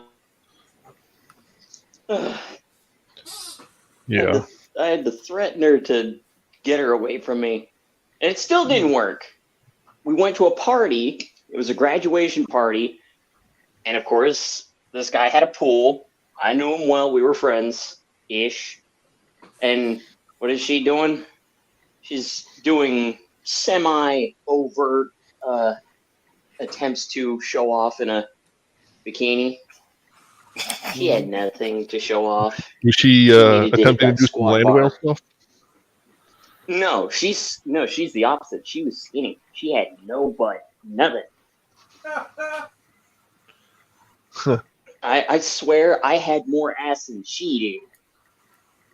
I'm thinking, wait a second, you're trying to show that off to me. I've never seen a loose bikini before. That thing is loose. I think you need to hit the squat bar and get off your phone. Because if I've got more ass than you, and I'm a dude, and I'm not that active, I mean, I played basketball and soccer, but I didn't squat that much, and if I still have more butt than you, you've got a problem as a female. That's one of your main selling points. If you don't have it, you're doomed. Because you definitely don't make up for it in personality. Or your braces. Ugh. Yeah, fun times. Fun times. Oh, yeah, someone shoot me, please. Yeah, that's why Jackal, we'll just call you Cougar Bait from now on. Yeah. No. Yeah, you're Cougar Bait. Just let Billy know. It'll No. be. No, it's Rhino. He's the one with the Cougar No, Express Rhino. program. Rhino is the Cougar Hunter. He's the master Cougar Slayer. And where the Cougar Slayer goes, he brings along the Cougar Bait. Jimmy is already Walt Disney, the waffle maker. We already established that. Yep. So everybody, you don't get to choose your nickname. It's chosen for you. Like I was labeled the 30-pound brain. Granted, mine's only in a 10-pound sack, but minor details. But it is what it is. So Been accused of that 30-pound brain bullshit. Yeah. I mean, it's not my fault that I read and remember things. Yeah. Or learn by yourself without instruction from an idiot. Yeah. Do that repeatedly. How do you think I made it this far in life? Exactly. That's where I'm at. Isn't that how everybody else learns? You have to find your own way. You have to motivate yourself because nobody's going to be there to hold your hand for every step. Oh, that Because bastard. nobody's going to be. That no one's going to bastard. hold your hand. That's not what I told him to call me. What a fucker. I'm Billy's crazy stalker now. I like it. Do you not know how to change your own name in there? Oh, yeah. I do every time, and then he changes it to something else. I love it. It was Schneider. Crazy stalker. Yeah, it was Schneider for a while. He had me as Thomas Dickus or something. You're his new favorite. Yeah, Thomas. Oh yeah, it's all good. It just what I told him, I can't find it now. Something like Cuntus Giganticus or something. I like it. Fun times. I just changed it. Yeah. Rhino, I think I'm. You change it to myself. Well, Rhino, I think I'm picking up your slack on the sugar. I just ate some carrot cake with a Coca-Cola. You're gonna die. Carrot cake. That's the point. 35 and out plan. Yeah. Carrot cake keep is sweet. No, it's still full of fucking carbohydrates, so he gonna die. Yeah, Yay! he's still young. So I can get out of here. I don't understand. Ugh. I don't understand who had a bad childhood or what the reason was given for why you would invent carrot cake. I think it was What they had actually was it. Outlaw. Yeah, Outlaw. that makes There's a story behind that, and I think it was Of during course the there is. Victorian era. There's a Victorian era recipe for that, and it was For torture. during a no, it was during a famine of a particular type of ingredient for making cakes. So you know, women, they're trying to think of, okay, how do I keep my husband from killing me for not feeding him? Okay, I'll get it. I'll just use these carrots. That's what I have in the I was about to say refrigerator, but they didn't have those back then. Not until later. No, it would have been the root cellar. The root cellar, yes. It's like, all right, I'll go out to the garden and into the cellar and get some carrots. All right, fuck it. And that's basically it. They looked for a substitute for ingredients. Mm-hmm. See, now that right there is remembering shit that is from a random documentary because I watched those for fun. Like the last one I watched, it was about the Spanish flu at the tail end of World War One, and I watched that for fun. Yep. Yeah, which actually originated in China, by the way. Yeah, it did. Yep. China. It moved through the Silk Road to Europe. Yep. And then it got over here to the States. And then our troops got it. And then when they got shipped off to Europe, any European country that didn't get it already did, because our troops marched through it, interacting with people and things, and then they got sick. Yep. So we winning. So we can blame women for the atrocity that is carrot cake. Fun time. Yes, as usual, there was a woman to blame. You What the hell did I miss? I don't know who hurt you, ladies. I don't know if it was some sort of, I don't know who hurt you. beatings or you got spanked one too many times with a belt. I don't know what ran through your little pretty minds when you thought that combining sweet and vegetables was a good idea. Can an asteroid get us Outlaw? already? Outlaw. Just add nutmeg and cinnamon, and you'll be fine. Or just don't eat cake to avoid diabetes. There's also that option. Yeah. I like that one. I like that answer. I wake up and have steak Rhino for has no breakfast. choice. I'm not. Well, see, here's the thing. Rhino has no choice because the old man is starting to develop diabetes, so his fat ass needs to level off on the shit. No, wait. Pre-diabetes, okay? We're not developing diabetes. We are reversing diabetes. Is what I'm doing here. Fat. So fuck off. Fuck right off. Fat. Oh. I mean, I would, but I'm driving, and that's not safe. No. I'm not. No, listen. I'm not. You sons of bitches. Listen to me for a second. I have switched to this keto diet, and I've been bitching at you for weeks to shut up about the carbs. And I'm already 11 pounds down, man. And I'm eating. Yeah. So there you go. That's about how much I lost after I broke up with my ex. Yeah, that's stress related, though, I'm sure. Shit, you guys are fucking sucking. When I got rid of my ex-wife, I lost 350 pounds. Holy shit! Nice. A whole other person. Wait. Oh, now I get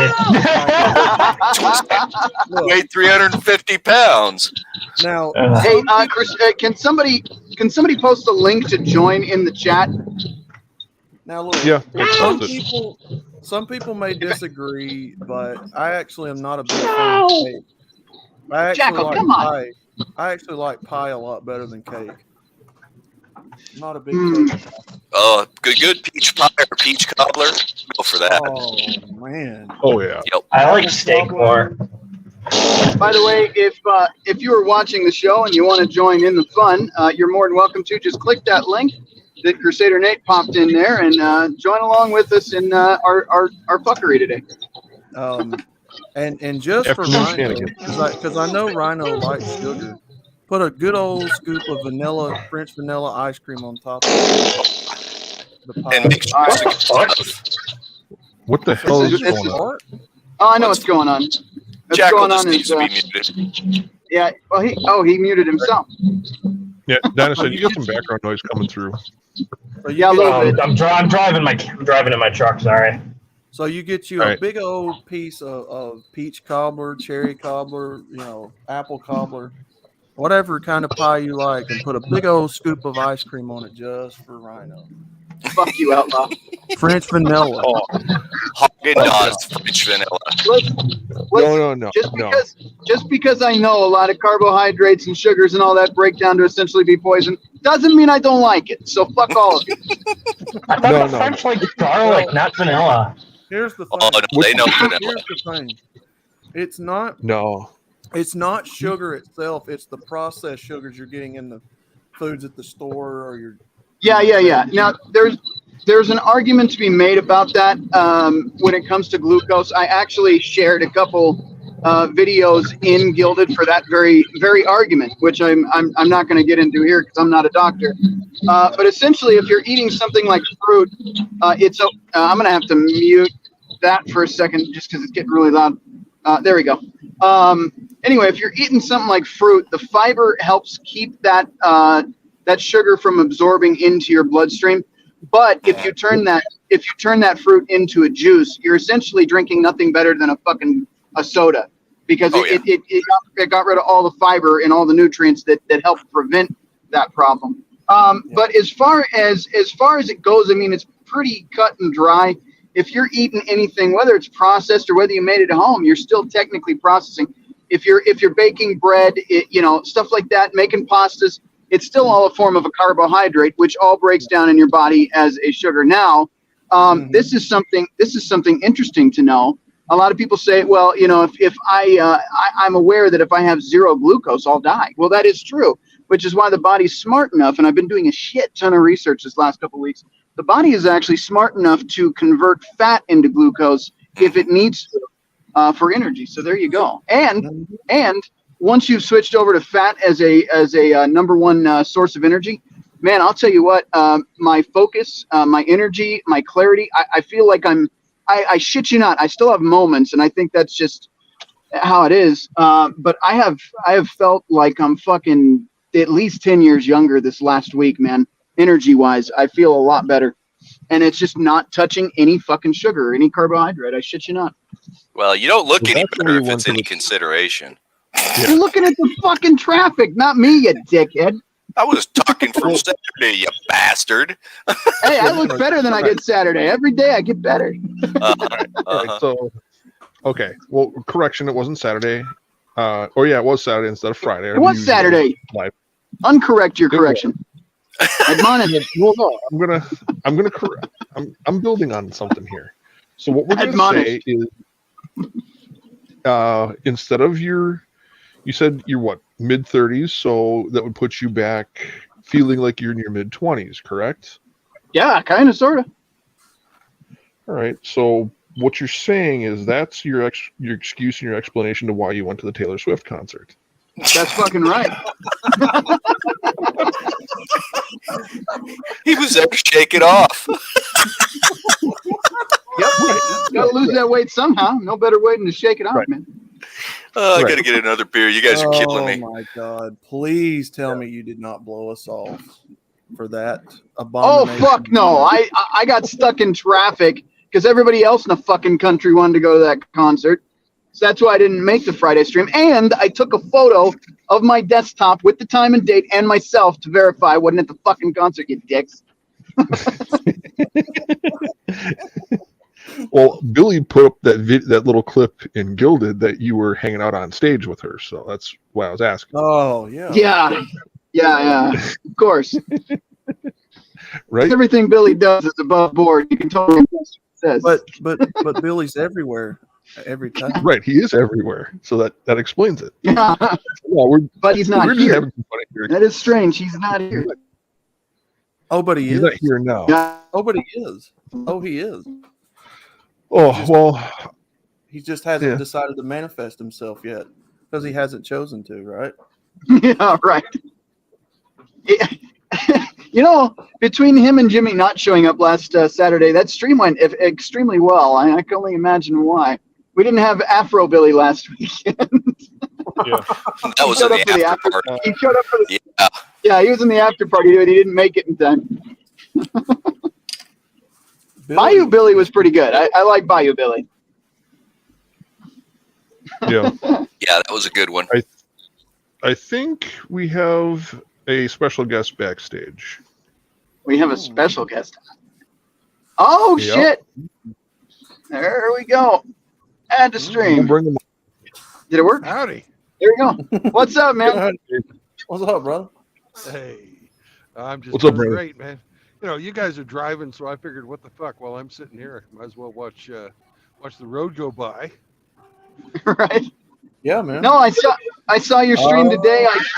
I tuned in this morning, and it was quiet on the road, and then I go to tune back in, and you get into the stream, so I'm like, well, fuck, I can't join you now, so I'll just make a stream.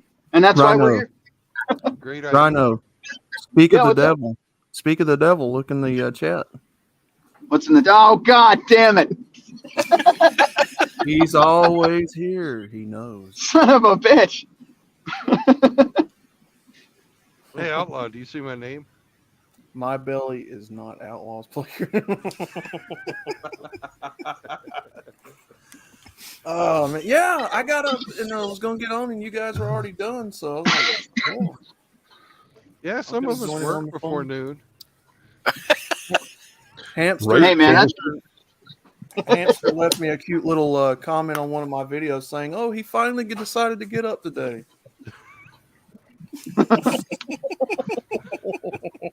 Well, you're pretty regular on the show, and you don't usually show up until about noon, so yeah, the jokes write themselves. Oh.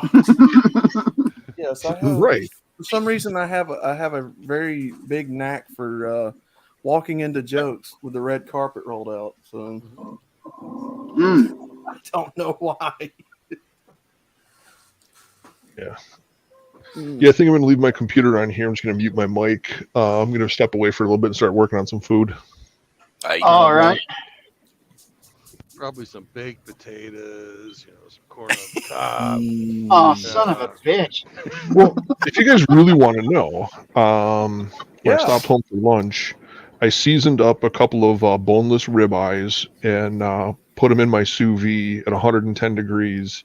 And they've been cooking for about 4.5 hours with some thyme, some rosemary, and some steak seasoning that I make, and some poblano peppers. I got them in bags in the sous vide right now. Oh, yeah. And then what I'm going to do is throw some sweet potatoes in the air fryer, just to bake them up quick and fast. And I've already, last night, I boiled up some crab and made some homemade crab salad. So, and you know what?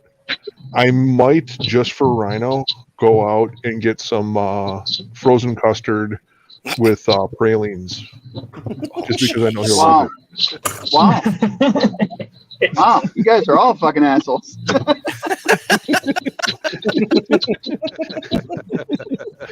I'm a hemorrhoid. I irritate assholes. That's about it. Well, Rhino, I'm in the same boat as you.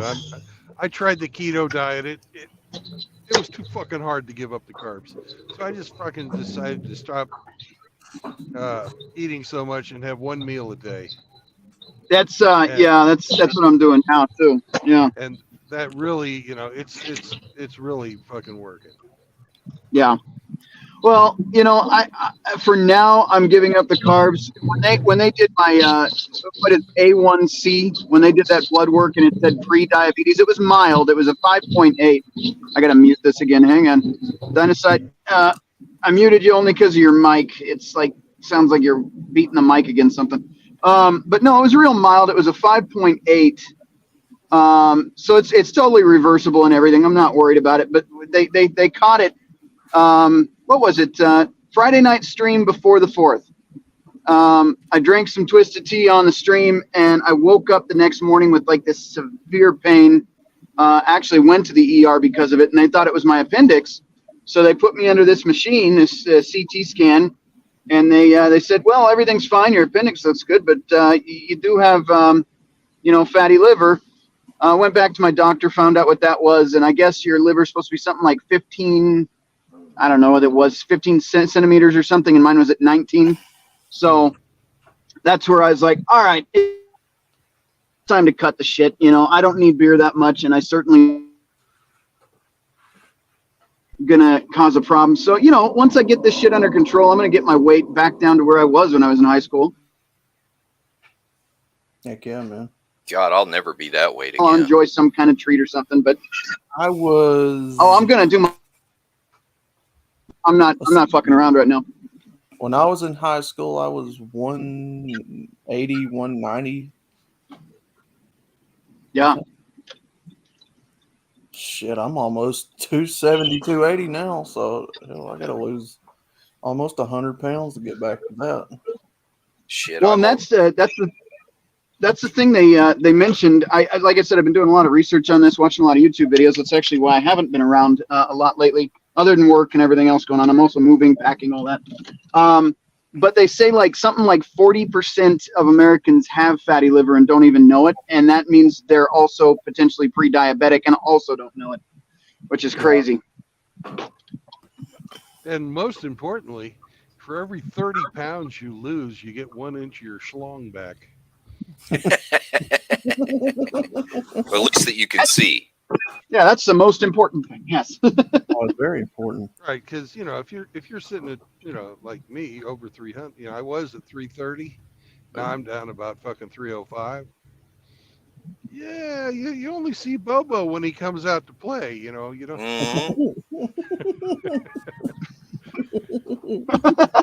Wait, Bobo? Oh no! Bobo? Oh no! The clown? No, the penis. It's like a turtle. Tucks into his shell. If you like clowns, he could be a clown. Well, I mean, you dip it in the wrong hole, it'll definitely have a red clown nose. Yeah. Mm-hmm. And you stick it in the wrong hole for long enough, it will be polka dotted. Yeah. Mm-hmm. So I don't think you're wrong, actually. So are we punching this clown? Because I know I want nothing to do with it. I think I'd have to agree. You don't want to punch the clown. You can choke him. No, that's for chickens. Well, usually you just want to chop a chicken, but if you want to choke it instead to get your rocks off because you're sadistic, then go right ahead. Yeah. Well, there's bopping the bishop. There's for ladies, it's palming the gopher. Or flicking a bean. Flicking the bean, yeah. It's or rubbing on lotion. Yes. Yep, they do that a lot. Sometimes they use the Cetaphil for the wrong thing. So that's for your hands and for your arms, so you don't get ashy. That is not to be used for any extracurricular activities. But you'll see them do it. Their twisted minds will come up with ideas. What is that old saying? Your dick has the worst neighbors in the world. One of them stinks, and 2 of them are nuts. Mm-hmm. Yeah, that's pretty accurate. All right, I'm going to go back to reviewing the stream. I'll be back in a minute.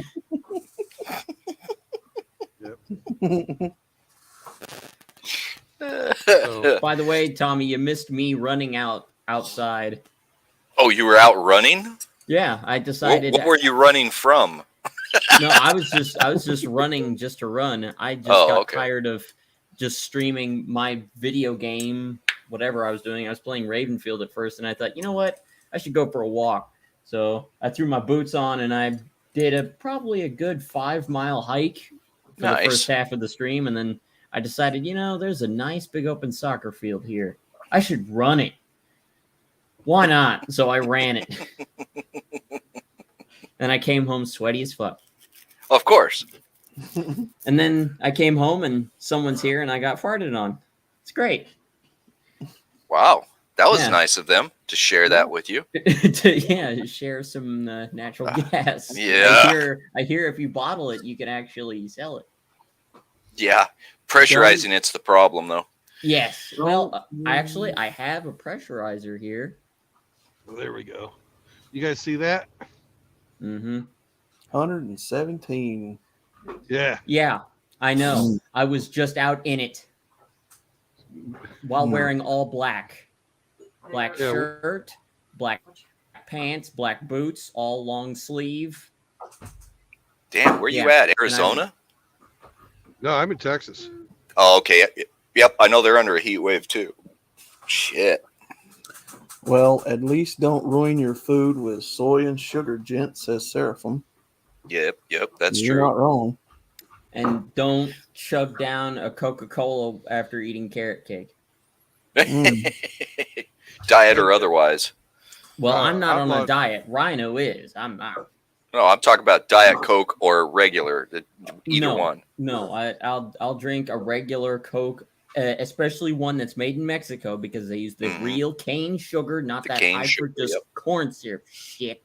Yep. And you can taste the difference. I don't care what people tell me. You can taste the difference between glass bottled Coke in the classic glass bottle, tall, skinny bottle, over the plastic shit. You can taste the difference. Ooh, God damn. So, We hey, got wine? you guys want to guess what this is? That's wine. No, it is not. No? Or is that your rare breed?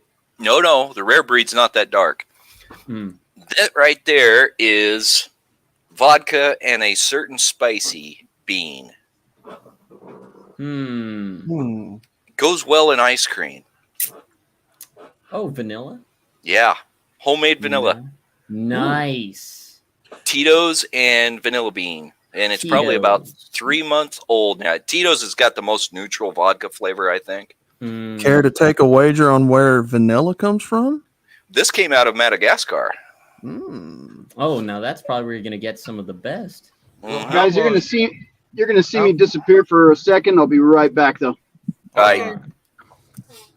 Outlaw was talking about artificial vanilla. You know what that's made from originally? Or do you not? I do. It's made out of ass flakes?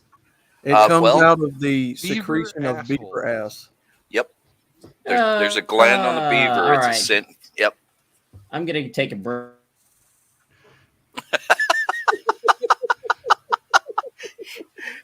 They don't get it there anymore, but yeah.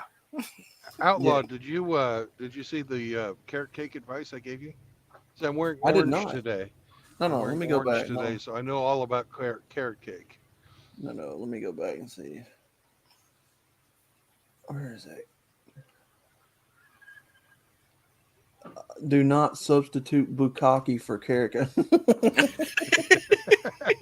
How are you going to glaze it? Come on, man. Oh, golly.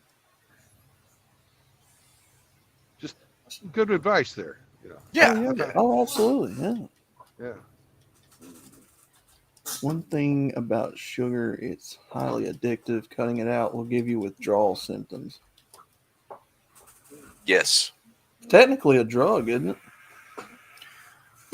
Or like a drug. Well, it acts like a drug. Yeah. At certain points. You do need a little bit in your diet, but yeah. When I say a little bit, I mean a little bit. Because it's easier on your metabolism to have a little bit of sugar and a little bit of fat, a little bit of everything. Moderation is the goal. Yeah. Good thing my blood is mostly alcohol.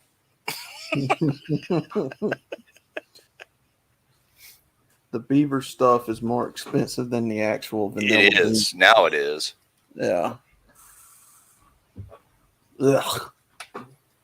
Can you imagine the thought process? Like, who looked at a beaver's ass and said, "Gee, man, I wonder if that tastes good."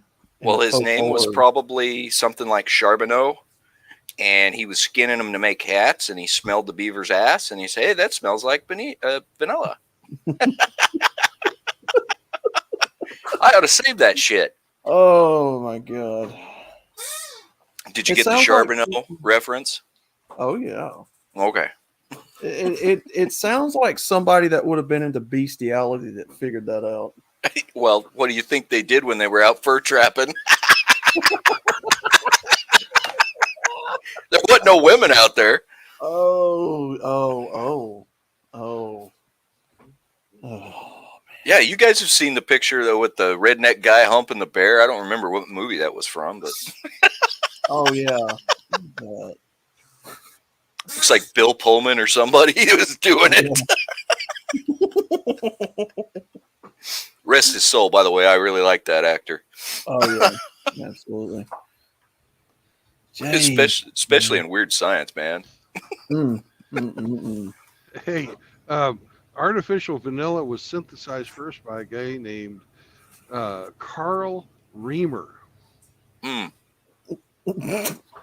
That's somewhat poetic, isn't it? Wow. I didn't know Beaver Hole was that big. Maybe he was that small. Oh, yeah.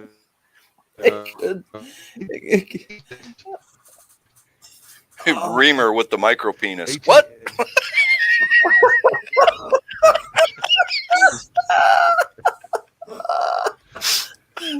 Be where the Because term it's the beaver size of a comes tic. from. Just because it's Tic the Tac, size of yep. a Tic Tac doesn't mean that it'll give you fresh breath. So he could technically flick the bean too.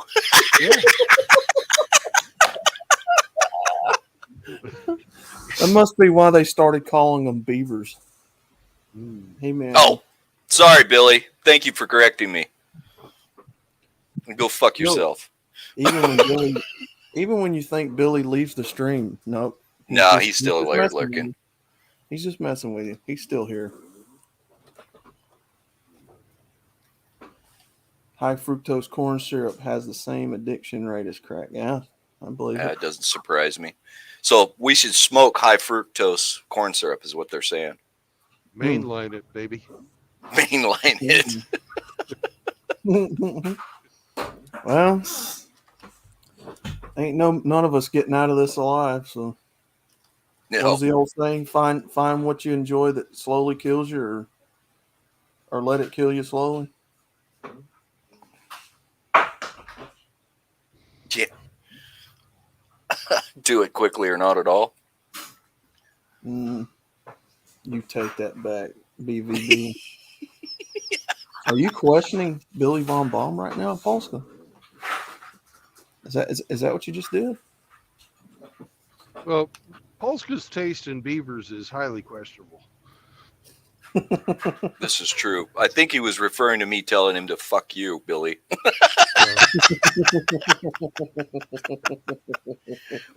Billy knows it's a term of endearment.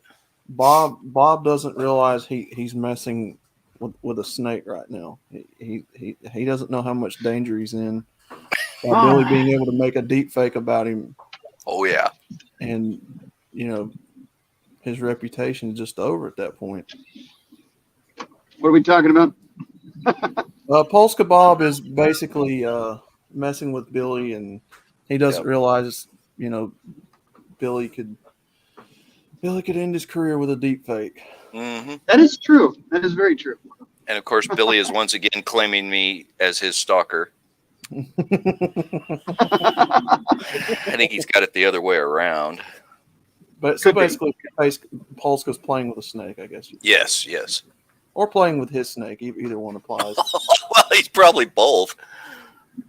Hey, Outlaw, I thought you were playing with your dick fur. What's a dick fur? That's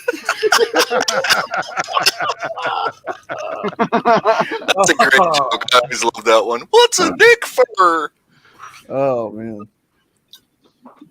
Maybe. Wow. That was that whole movie was pretty damn good. Oh yeah. And you know what? We're getting to that point where we do another little break here. Why not? I'm trying to think. Maybe we should do some Brontosaurus information or even some Cougar Academy stuff. What do you guys think? Oh, Cougar Flip a quarter.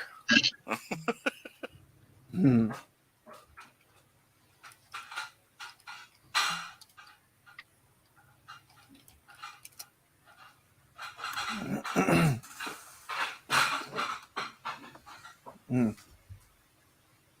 Getting to come back. There we go. Terrible service down here. Let's do the Cougar Academy. All right. Here we Come on. Hello, my name is Red Pill Rhino. You may know me from such shows as The Redonkulous Show and Jimmy Bone's Waffle Hour.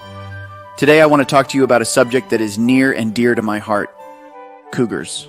Older women often know what they want in the bedroom and are confident in their sexuality, which can lead to a more satisfying, intimate experience for both partners. However, oftentimes most younger men don't realize the richness and joy an older cougar can bring to their lives. Not only will a cougar shower her young lover with attention and affection, but she will also reward her young lover with gifts and riches. Not only now, but with her insurance policy in the future when things, how can I put this, come to an end. You are probably asking, Rhino, how can I tap into this amazing opportunity? Well, that is where I'm here to help. Introducing the Red Pill Rhino Master Cougar Slayer Academy. My patented system takes you from level 0 to level 10 hero in no time at all. I will teach you the skills you need to land your own cougar.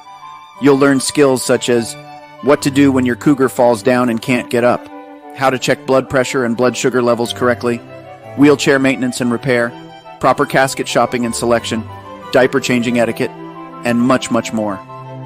The process begins when you meet with one of our professional cougar consultants who's trained to match you with the cougar that's right for you. Once matched, you'll be introduced to your cougar via Zoom call. That is, if your cougar knows how to work her computer's camera. From there, you will meet your cougar and your budding love affair will soon bloom into a rich and warm relationship filled with lots of fun times and the many inevitable doctor's visits. All the while continuing your cougar mastery courses to hone your cougar slaying skills. You may ask, Rhino, this sounds expensive. And that is where you'd be wrong, because I am bringing you my services for the low, low price of only $69.95 a month. For this amazing low price, your world will be transformed forever. A world where you and your cougar will romp and enjoy life as it was intended. But wait, there's more. Not only will I be bringing you my cougar slaying courses for this incredibly low price, but I'm also going to include the Cougar Cub Connection Network, a place I created for you to meet other like-minded cougars and cubs to share in your amazing journey. But you need to act now as space is limited and classes are filling up quickly. Join the hundreds of happy and satisfied cubs and cougars today by joining the Red Pill Rhino Cougar Hunting Academy. You'll be glad you did, and so will your cougar. Join today by visiting redpillrhino.com. My name is Rhino, Red Pill Rhino. I'm what you call a master cougar slayer, level 10.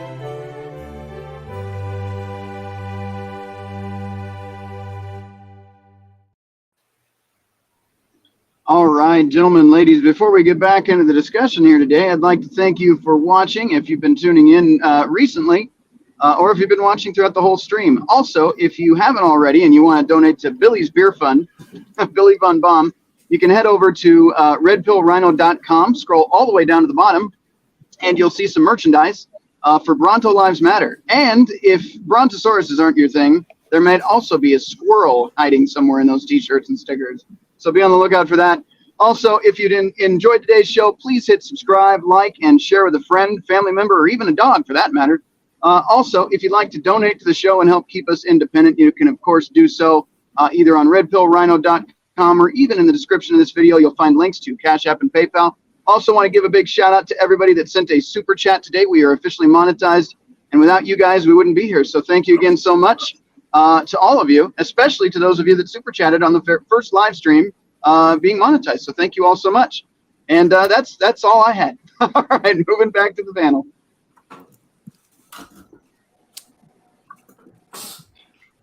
Hey guys, I'm back. What's up, right on, man.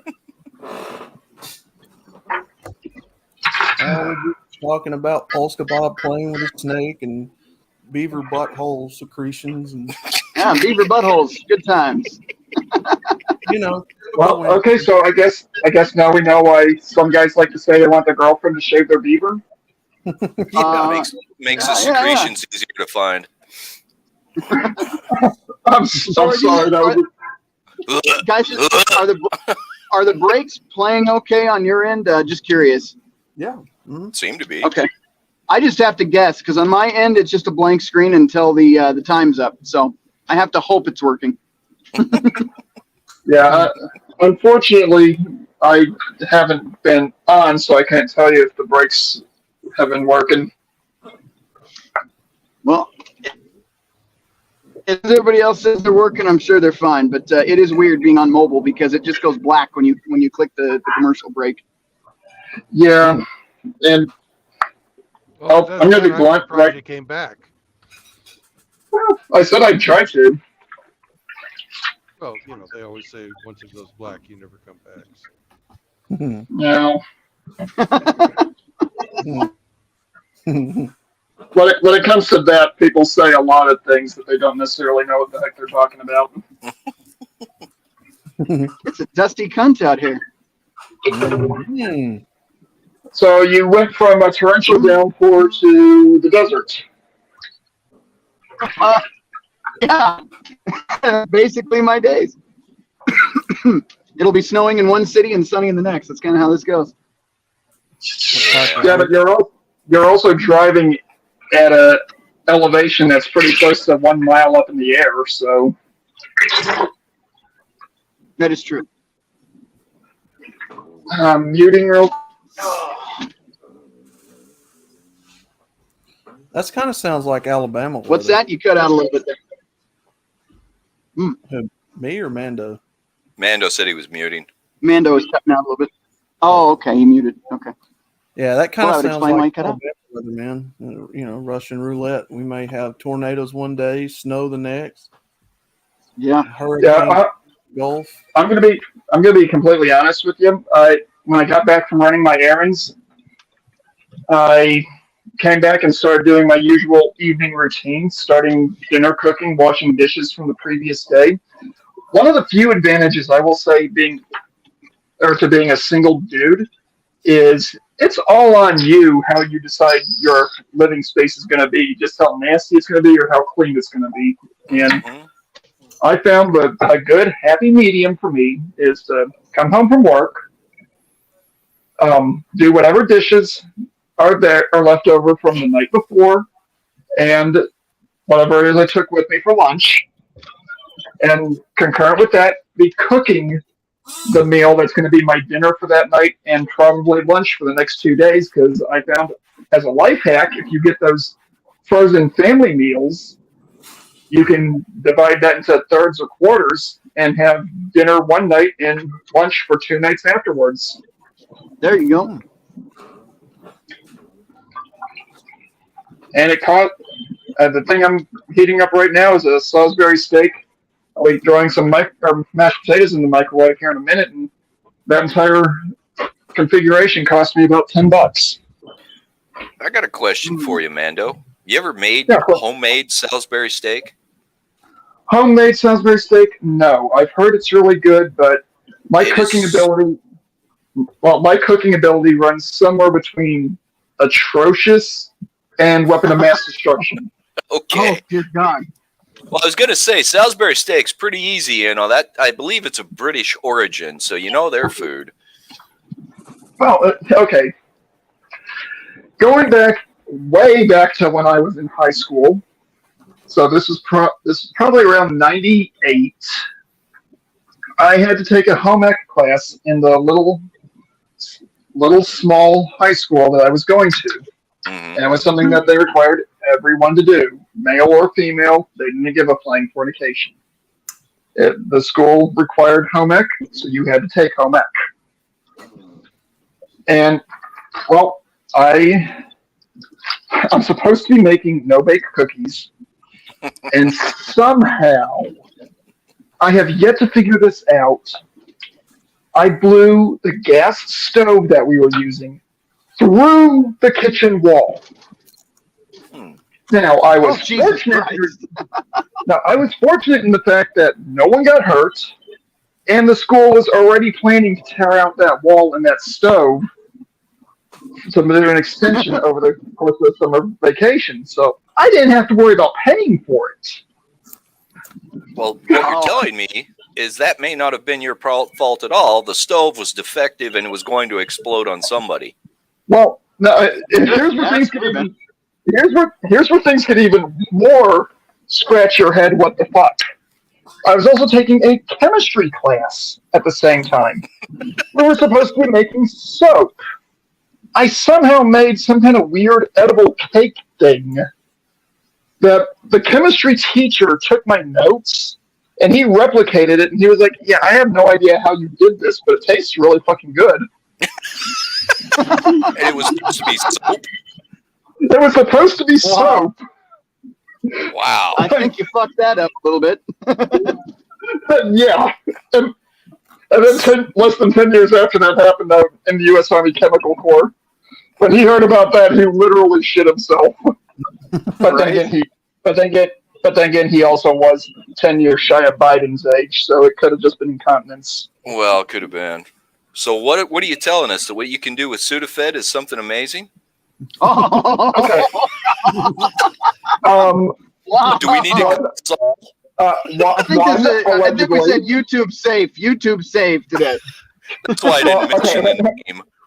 Hang on. One, allegedly. Mm-hmm. Yeah. Two, I can neither confirm nor deny. Okay.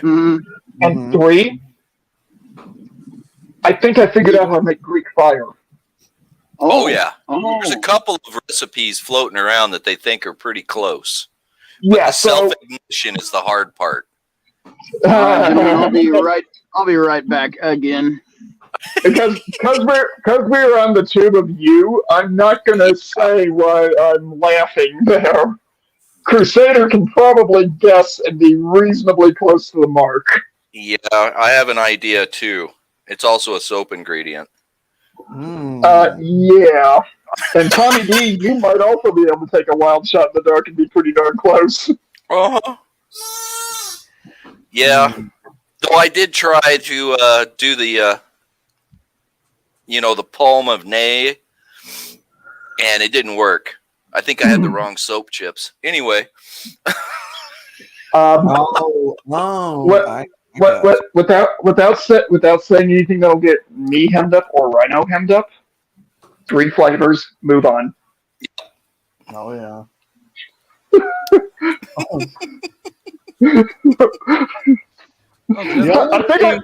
I'll catch y'all later.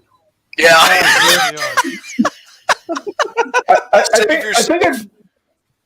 I think I've given you all enough information on that one to know some of the crazy stuff I know. The only thing, because I'm still trying to picture a stove going through the back of a wall. The only thing I could think of, because the stove in here has a bad eye. You know how when you got the gas running to the eye, and then it does that. Yep. Well, this one, for some reason, I don't know if it stopped up or it hesitates, but all of a sudden it'll give you a woof. Yeah, but it sounds like where your pilot light's a little weird. Yeah, it'll sit there and for a few seconds and then like kind of hard. Yeah, it might be just an adjustment on the distance for your piezoelectric igniter, because if it's doing the tick tick tick, it's using a piezoelectric igniter. Yeah. That's what happens with my gas cooktop. Yeah, I think I'm gonna have to consider going on a second round of my walk because my house is full of stink now. Oh, somebody else did the nastiness? Yeah. And I almost tossed my Coke and carrot cake I ate. Jackal, what we really need to do is get you a respirator system. When I work up the money, the stuff that you and I talked about for mop gear and NBC stuff, that kind of gear, I will buy that stuff and I will hope it works. I hate to tell you this, Jackal. It doesn't work for that kind of problem, does it? No, for the kind of issue you're dealing with, it will not filter out methane. No, the particles are too small. I'd have to get a dedicated rebreather that has its own air supply. Yeah, you would have to get what's called an SCBA, and quite frankly, you don't want that kind of pain. No, I don't think so. So yeah, I think I'm just gonna go for another round of the run or another walk. I'll make my second round. I'll go get my clothes back on. Open a window and turn a fan on. That is what we Southerners call riding the porcelain pony. Yeah, well, the thing was, the certain individual was doing that, but considering that the bathroom is adjacent to my room and the door was not set right because for some stupid reason, when they built the house, they didn't properly cut the frame for said door properly. So the top panel for the door was cut too long by about a half inch on one side. So now there's permanently at the top of the door, there is a half-inch gap where the door does not seal. Yeah. So Okay. anybody that blows up my bathroom, it flows in here. Okay, I'm going to circle back to an earlier part of the stream that I did catch. You guys must truly hate Architects, Crusader, and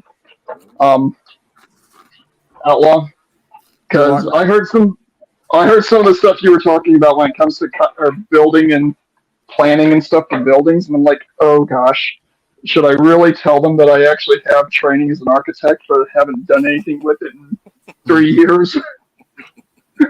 Well, I'm in the cabinet and woodworking side of it.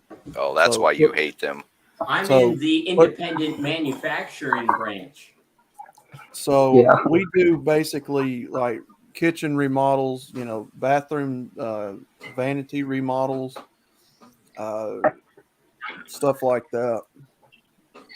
Yeah, so like I said, you guys must truly hate architects when it comes to either building new houses or refurbing old ones. And honestly, having worked as a mechanic and having been trained as an engineer in college, I don't blame you. I really don't.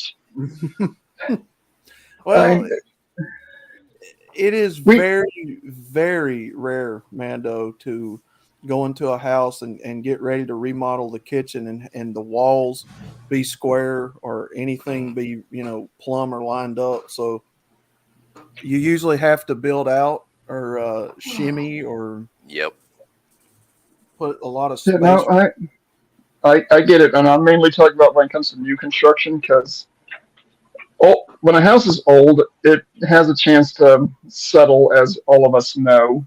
Right. And it's expected then.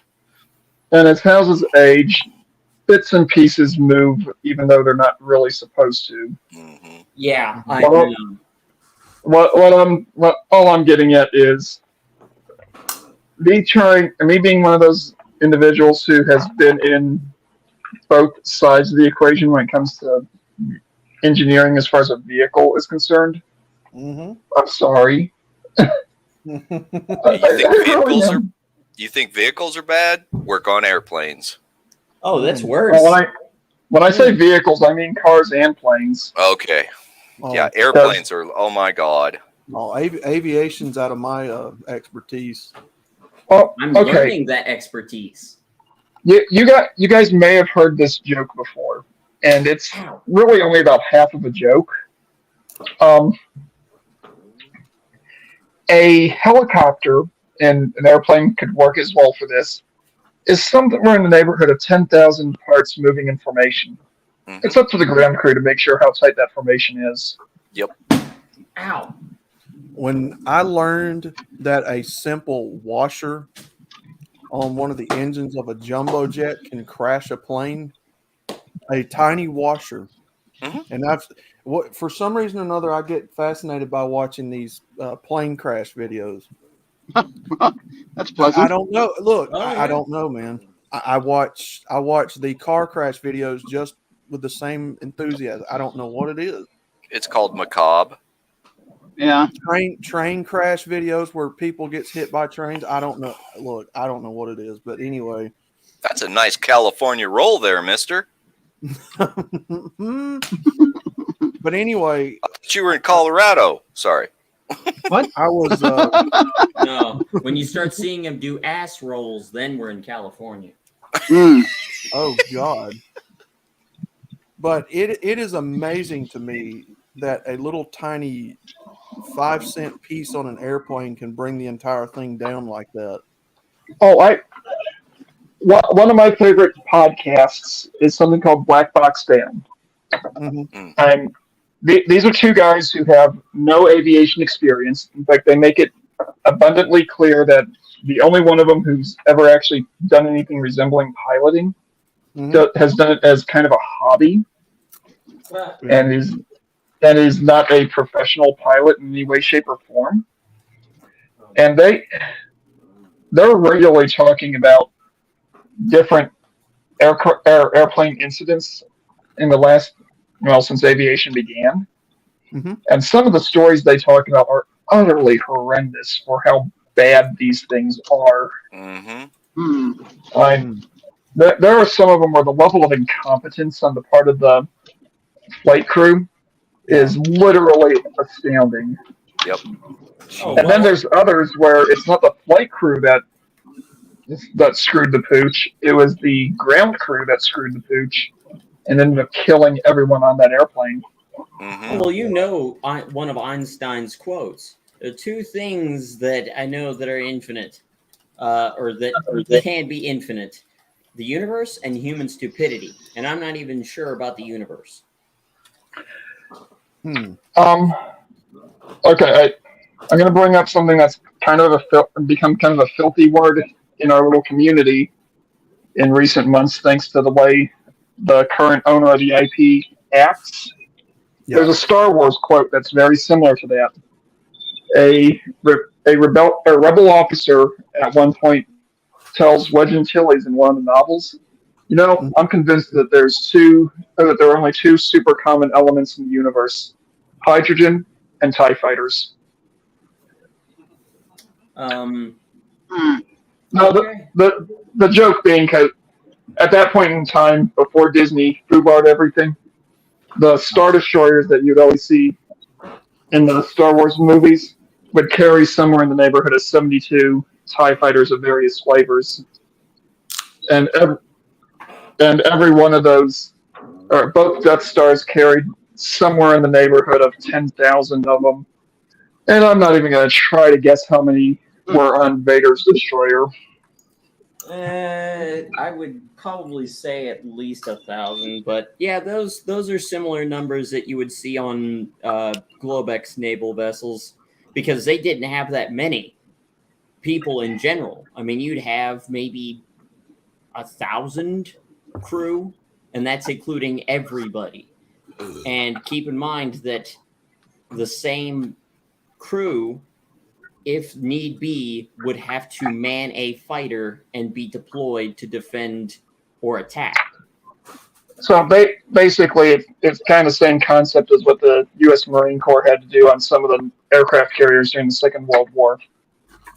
Yeah, it's just anyone needs to be able to fulfill a role. At baseline, everyone was a rifleman, a pilot, a gunner, and a tank driver at least.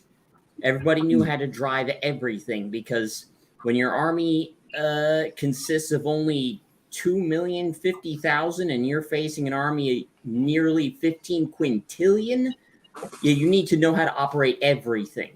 Because when somebody drops, a replacement for that lost trooper isn't going to come for another 3.5 months. See, That's I how wish long it takes to train them.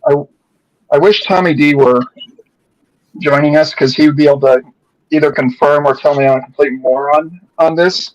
He's right so here. I remember. I'm here. It's almost like he's right there. It's almost like he's here. You were Navy Aviation, correct? Yes. Okay.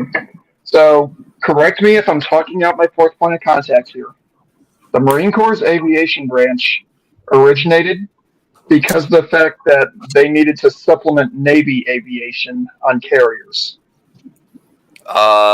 Yes and no. The Marine Aviation Branch was really a result of the Pacific Theater of World War II. Yep. And it was Not because having- they needed ground pounders that could fly. So they'd Okay. bury them, dump them, leave them, and then they'd head back and grab some more planes and pilots and do the same thing over and over again. Prime example it's of more- that, Cactus Air Force at Guadalcanal. Yeah. So it was more akin to what the Army aviation was. Yeah. But that, Where they- that's where they really created it. From Army aviation or from what you Well, just described? From what I just described, that was the reason. But, this was two fronts, and yes, they both did the same thing because that's what they had to do to make the numbers. They had to make do with what little they had. Yep. Until production's ramped up, until they could get guys trained enough to where they could get off the ground and get back on the ground without killing themselves. Yeah. Yeah. And that and we there's a- didn't see that until 1944 and 45. Sorry for cutting you off. That's all Oh, good. no, that's okay. Look, when I say something like that, and I admit to not being 100% certain of it, please correct me. My ego is not so big that I cannot stand a correction. I'm not Rhino. I don't have ego anymore. Hey. Hey, and also, you're not fat like Damn it. him and pre-diabetic. What the like him. fuck? And I'm about to enjoy some cobbler with some ice cream. Vanilla topping. Oh, I'm sorry. I'm fucking sorry, guy. Rhino. I'm sorry, Rhino. You were too easy of a target. I couldn't resist. Well, this will be the last time any of you are welcome on this panel. I'm dancing Yeah, in heard my that room before. right now. This is hilarious. Hey, damn it. Wow. If Jimmy were here, I'd make a similar joke on him. You know it. Oh, yeah. Yeah. Oh shit. Yeah. But what is that I've made a called? mistake. I heard Tommy use a word a while ago. What is that called when you're fascinated with watching like train crashes and automobile crashes and plane Morbid crashes? fascination. Macabre. Macabre. And isn't that Macabre. MACAABRE or some weird shit? MACABRE. Yes. Okay. It's French. Macabre? Yeah, so it's It's French macabre. Macabre. It's French for you're fucking sick in the head, you son of a bitch. Did you guys see the link to the channel that I posted in the chat there? I don't see it. No, I'm too busy running for my life right now. I made a mistake. I don't see So it. this guy is Blanco Lario. He does crash breakdowns and accident breakdowns. He's a commercial pilot, long haul commercial pilot. His are really good. So yeah, he did the one that I linked to was one that happened in New Mexico recently with it was a Cessna, one of the newer single engine passenger Cessnas. It's like an adrenaline. I don't know how to describe it. It's like when you watch it, you get like an adrenaline rush. Mm-hmm. Not because people are dying, but because you're seeing like, oh shit. It makes you feel like you're there, like you're experiencing Yeah. it. It's the same reason to watch NASCAR. Well, or speaking for myself and certain other soldiers I've known, it's like watching combat camera videos where shit's going completely crazy. I like watching the ones coming from Ukraine. Oh fuck. Well, Tommy, I'm from Alabama, and I can tell you right now, NASCAR is certainly not what it used to be. No, it is not. No. It Ever is- since Jeff Gordon left, it's never been the same. I What love the that hell? Want to guy. go? Jeff Gordon, I like the guy. Wasn't he It's a the good thing we don't asshole have- when he was the asshole when he first started that just kept putting people in the wall and they started putting him in the wall and yeah, he was an asshole. So there's a famous trope with Jeff Gordon because NASCAR is originally a Southern sport rooted deep in the South. Deep in whiskey running. Yep. And when you have somebody that comes out of California driving a rainbow-colored race car, Yeah. I'll just leave it at that so we don't get the stream plastered. But Rainbow Warriors. Yeah, no. So what was up with Kyle Petty's freaking green thing that he was driving there for a while? You know, that Kyle, mellow yellow mobile. Oh, I'm trying to yeah. think what his name was. Kyle something. Oh, Kyle Petty. It was Kyle Petty. No, I there was called him another- Kylo. I don't know why, there but was anyway. there's another Kyle in there.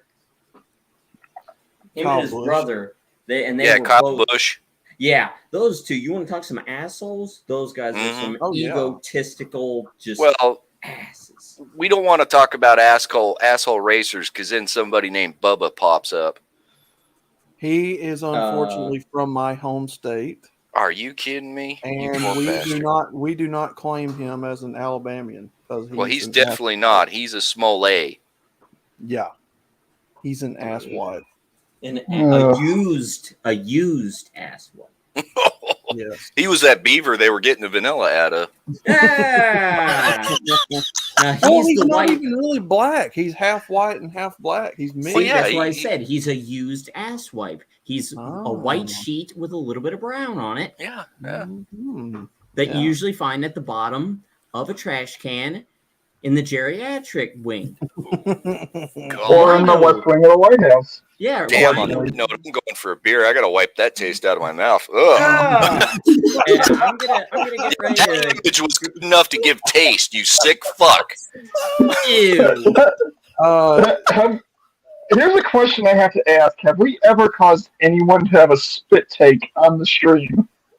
Yes. Not that I'm aware of. Yeah. Soldier girl. Um, Soldier girl. Soldier Girl, well, Yes, that Soldier counted. Girl. When she pulled over on the road on the way to her camping trip or whatever, I can't remember what show it was, but it was after her really long absence because she was doing school or whatever. She was driving to her campsite, pulled over in order to jump in the stream with us, and I'm trying to think, what did Rhino say? He said something while she was taking a sip of her Pepsi, and it came out of her nose. I know Tommy was there. Outlaw, I'm pretty sure you were there. I vaguely remember that one now. She Oh, pulled into a yeah. parking lot for a little Greasy Spoon diner or Yeah. something and was. Yeah, I remember that now. Yeah. But See, you, my you have memory. to you have to wonder how many people that view this show have had moments like that when when somebody's just come out with something completely out of left field like that. You mean like that picture of Jimmy with the BBC in his hand and a blue waffle headphone? I'm more just thinking some of the random things that come out of our mouths. I don't think we have ever done a more funnier stream than when he got Walt Disney'd and fell backwards, knocked his backdrop over, and He didn't everybody even saw. fall. He just scooted his chair back, stood up when Rhino asked, "Will the real Jimmy please stand up?" He stood up and he didn't move, but his backdrop did, and we could see the Dahmer fridge, the casting couch, everything. You could see his whole life. And we were busting jokes one right after the other, And I took a did the screenshot squirrel of noise. that. I did the squirrel noise. I think Sean was there. And see, here's the thing. I've been streaming with you guys, I've been watching and learning what to try not to do and what to do on my own stuff. Yeah, So- don't copy us. You're just gonna get fucked up. You're gonna fuck Now, yourself up is what you're gonna do. Here's my operational theory on this. Learn from other people's pain. Yeah, learn from our mistakes. Mm-hmm. Don't do what we did. Tommy, what does the military tell you about pain? Who does it look best on? It's somebody else, your enemy. Exactly. Yep. Hmm. But it is your friend because when you quit feeling it, you are dead. Well, depending on what kind of pain it is, you're completely correct. Because depending on the pain, you're not. If it's emotional pain that you stop feeling, you're not dead, but you're about to cause something else to potentially be. There we go. Oh, this is the Dahmer pick.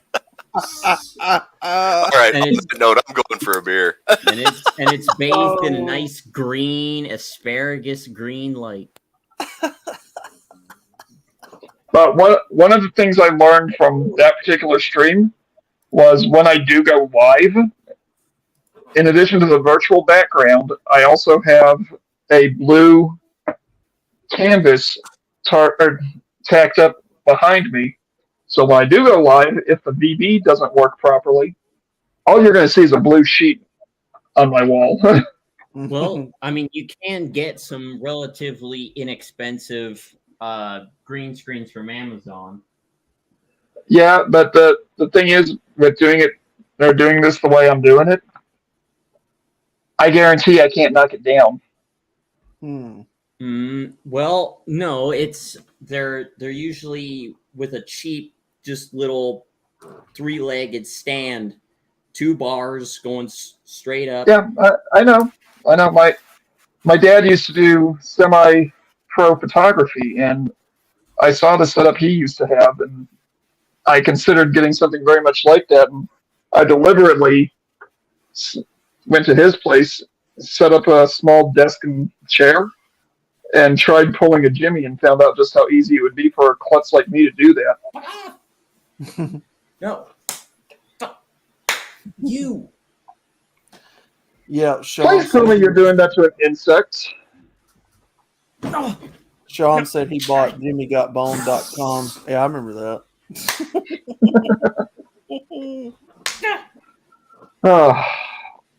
That was a good stream, and that was like one of the best ones.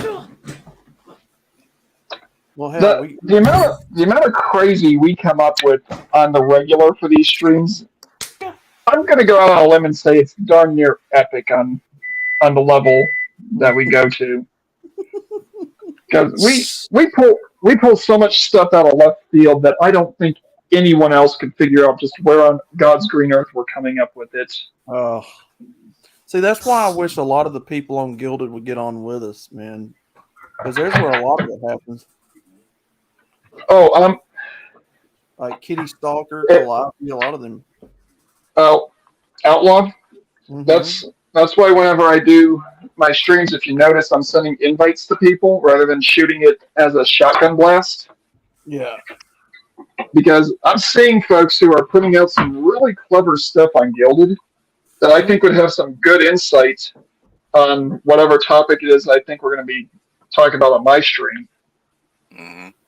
And I'm seriously considering, after the conversation earlier, jumping a paranormal stream up to this weekend instead of doing what I was planning to do. Heck yeah. Okay, I think I might have to do another field run, and I'll have to come back on mobile again. I mean, I have to evacuate the house.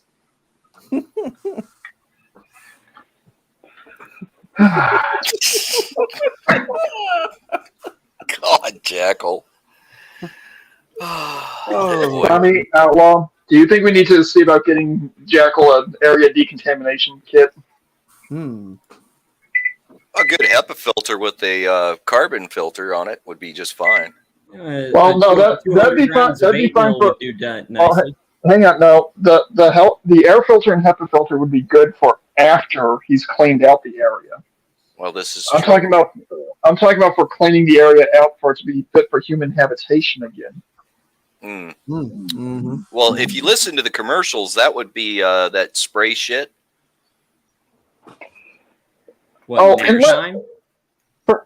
Perhaps you should use the phrase "spray shit," especially with Rhino still running a delivery. Spray shit. Well, no, there's a reason I'm saying this. Apparently, earlier today, a semi or some other kind of tanker truck either went off the road or had a issue where the load wasn't quite secure, and they ended up spraying shit all over the highway. That was yesterday in Connecticut, I think. Yeah. Caused some accidents and all kinds of stuff because it slicked the road up real good. Yep. Apparently, it caused a semi-truck to hit a pair of state trooper vehicles, totaling the state trooper vehicles, but fortunately the troopers weren't involved. Yeah, there was very few injuries and nothing serious. It was one of those honey bucket trucks transporting the load, and they started leaking. Yep.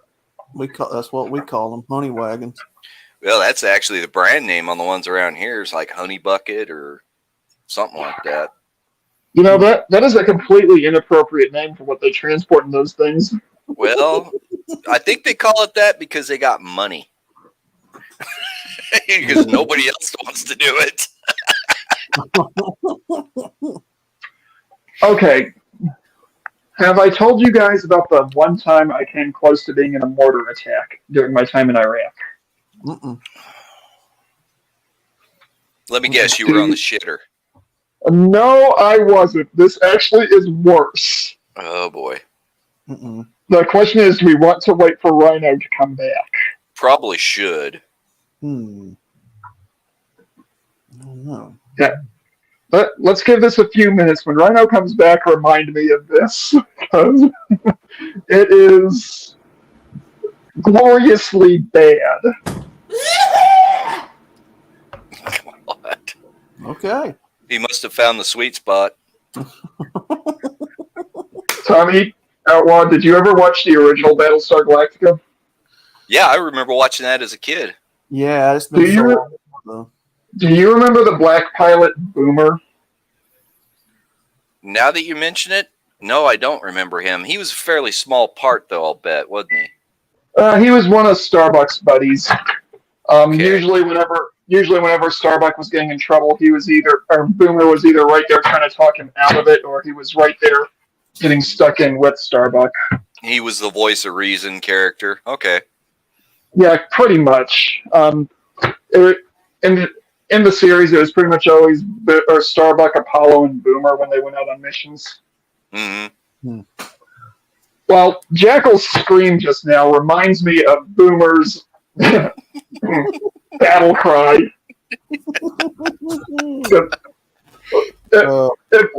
If you'll remember, when they were going into a dogfight scene, and this was really prevalent on the miniseries that opened the original series up, they would be in their Vipers about to do an attack run on some random Cylon ship. Somebody would say something over the comms, and you'd hear a high-pitched Yahoo! Come over the comm. You know, I think I've got a DVD of the original Battlestar Galactica miniseries. Maybe I'll have to pull that out and see if I can get a soundbite of that. but that was Boomer. A big black guy would make a noise that sounded almost exactly like what Jackal just did. I keep waiting for Jackal to get some of those exercise rubber band things and reenact the funny but fucked up.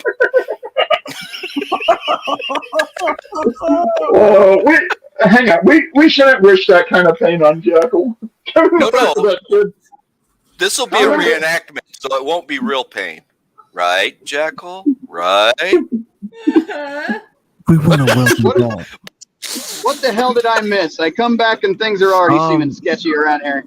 We're having a discussion about eating ice cream and all the cobblers ever. Yes, I'm sure.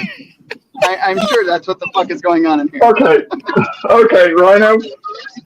I'm gonna ask you this question. I'm reasonably sure I've told this story on stream once before, but I'm not 100% certain. Have I ever told you guys about the one time I came close to being involved in a mortar attack during my time in Iraq?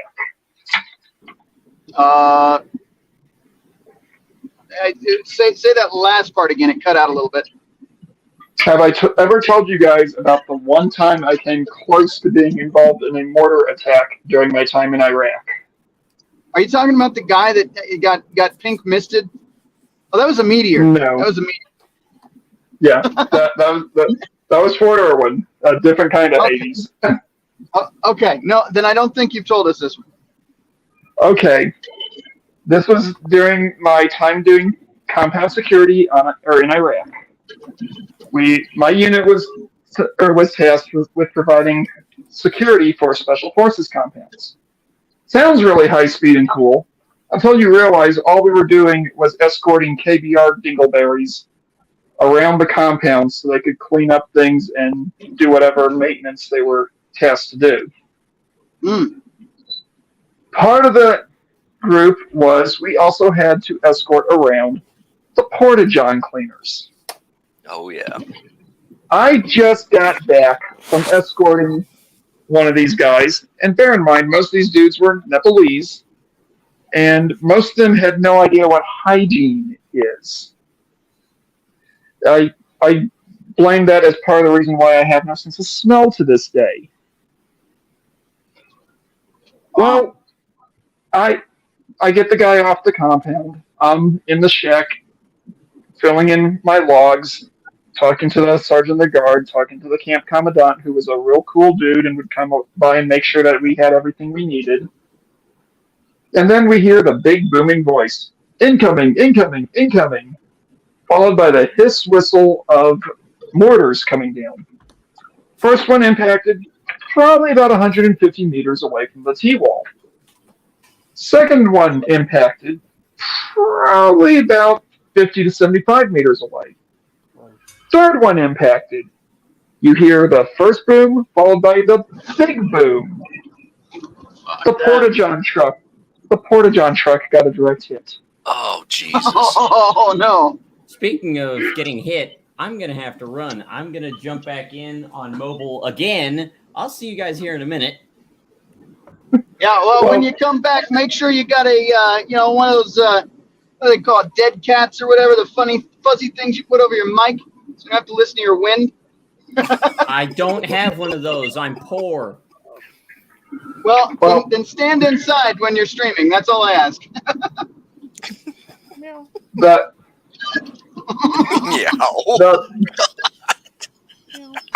As soon as the all clear is sounded, myself, the sergeant of the guard, and the camp commandant, we had to have looked like one of those old Looney Tunes cartoons.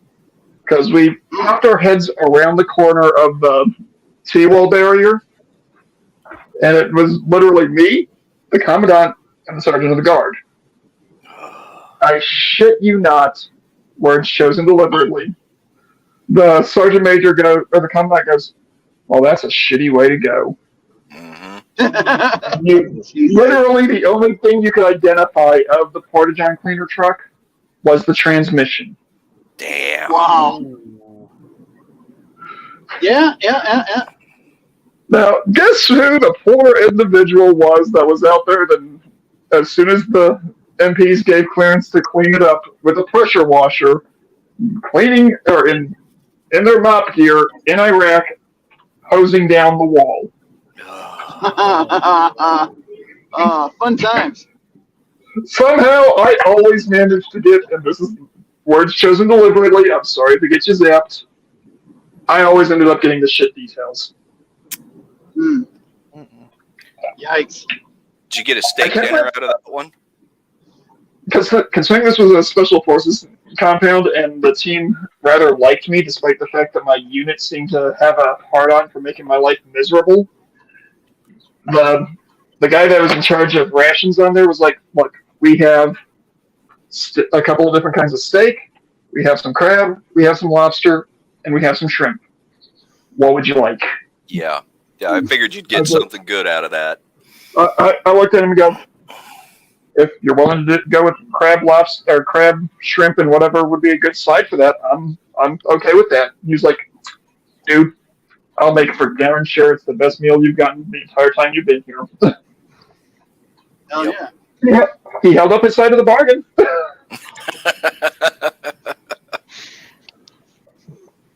Yep, fun time. I'll go up on a limb here, but I'll bet that made the whole situation more palatable. Yeah, it was ever so slightly more palatable. especially the dirty looks I got from the other members of the guard team. Oh yeah, it's like, dude, I cleaned it up. Fuck y'all. Oh yeah, no, right. The thing is, the guy in charge of the rations, he looked at him and goes, "Hey, you guys threw him under the bus to go out there and do that after he got done escorting those guys off of the compound just to get blown to smithereens. You all can get over the fact that he's getting a decent dinner and you're getting something that's 2 steps up from an MRE." Right. It's warm, but that's about it. No, the food on that compound was good, but that evening he went above and beyond. Right. At least for me, he did. Well, it broke into the commander's stash. Well, for everyone else, he gave them what they would normally have gotten. Right. Which they did surf and turf about twice a month, and I had just missed the last one because of the fact that the KBR dingleberry I was escorting decided to stand and jaw jack for 40 minutes with one of his colleagues.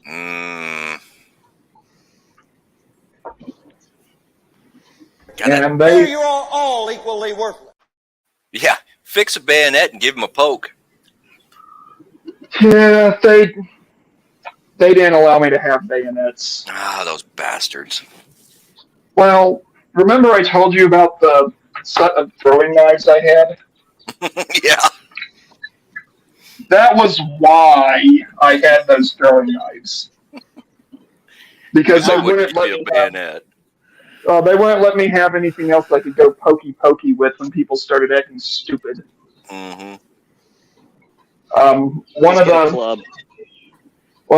the dingleberries I had to escort, again the Nepalese third country national, started acting aggressive on me, and I was like, dude, you don't want to do that.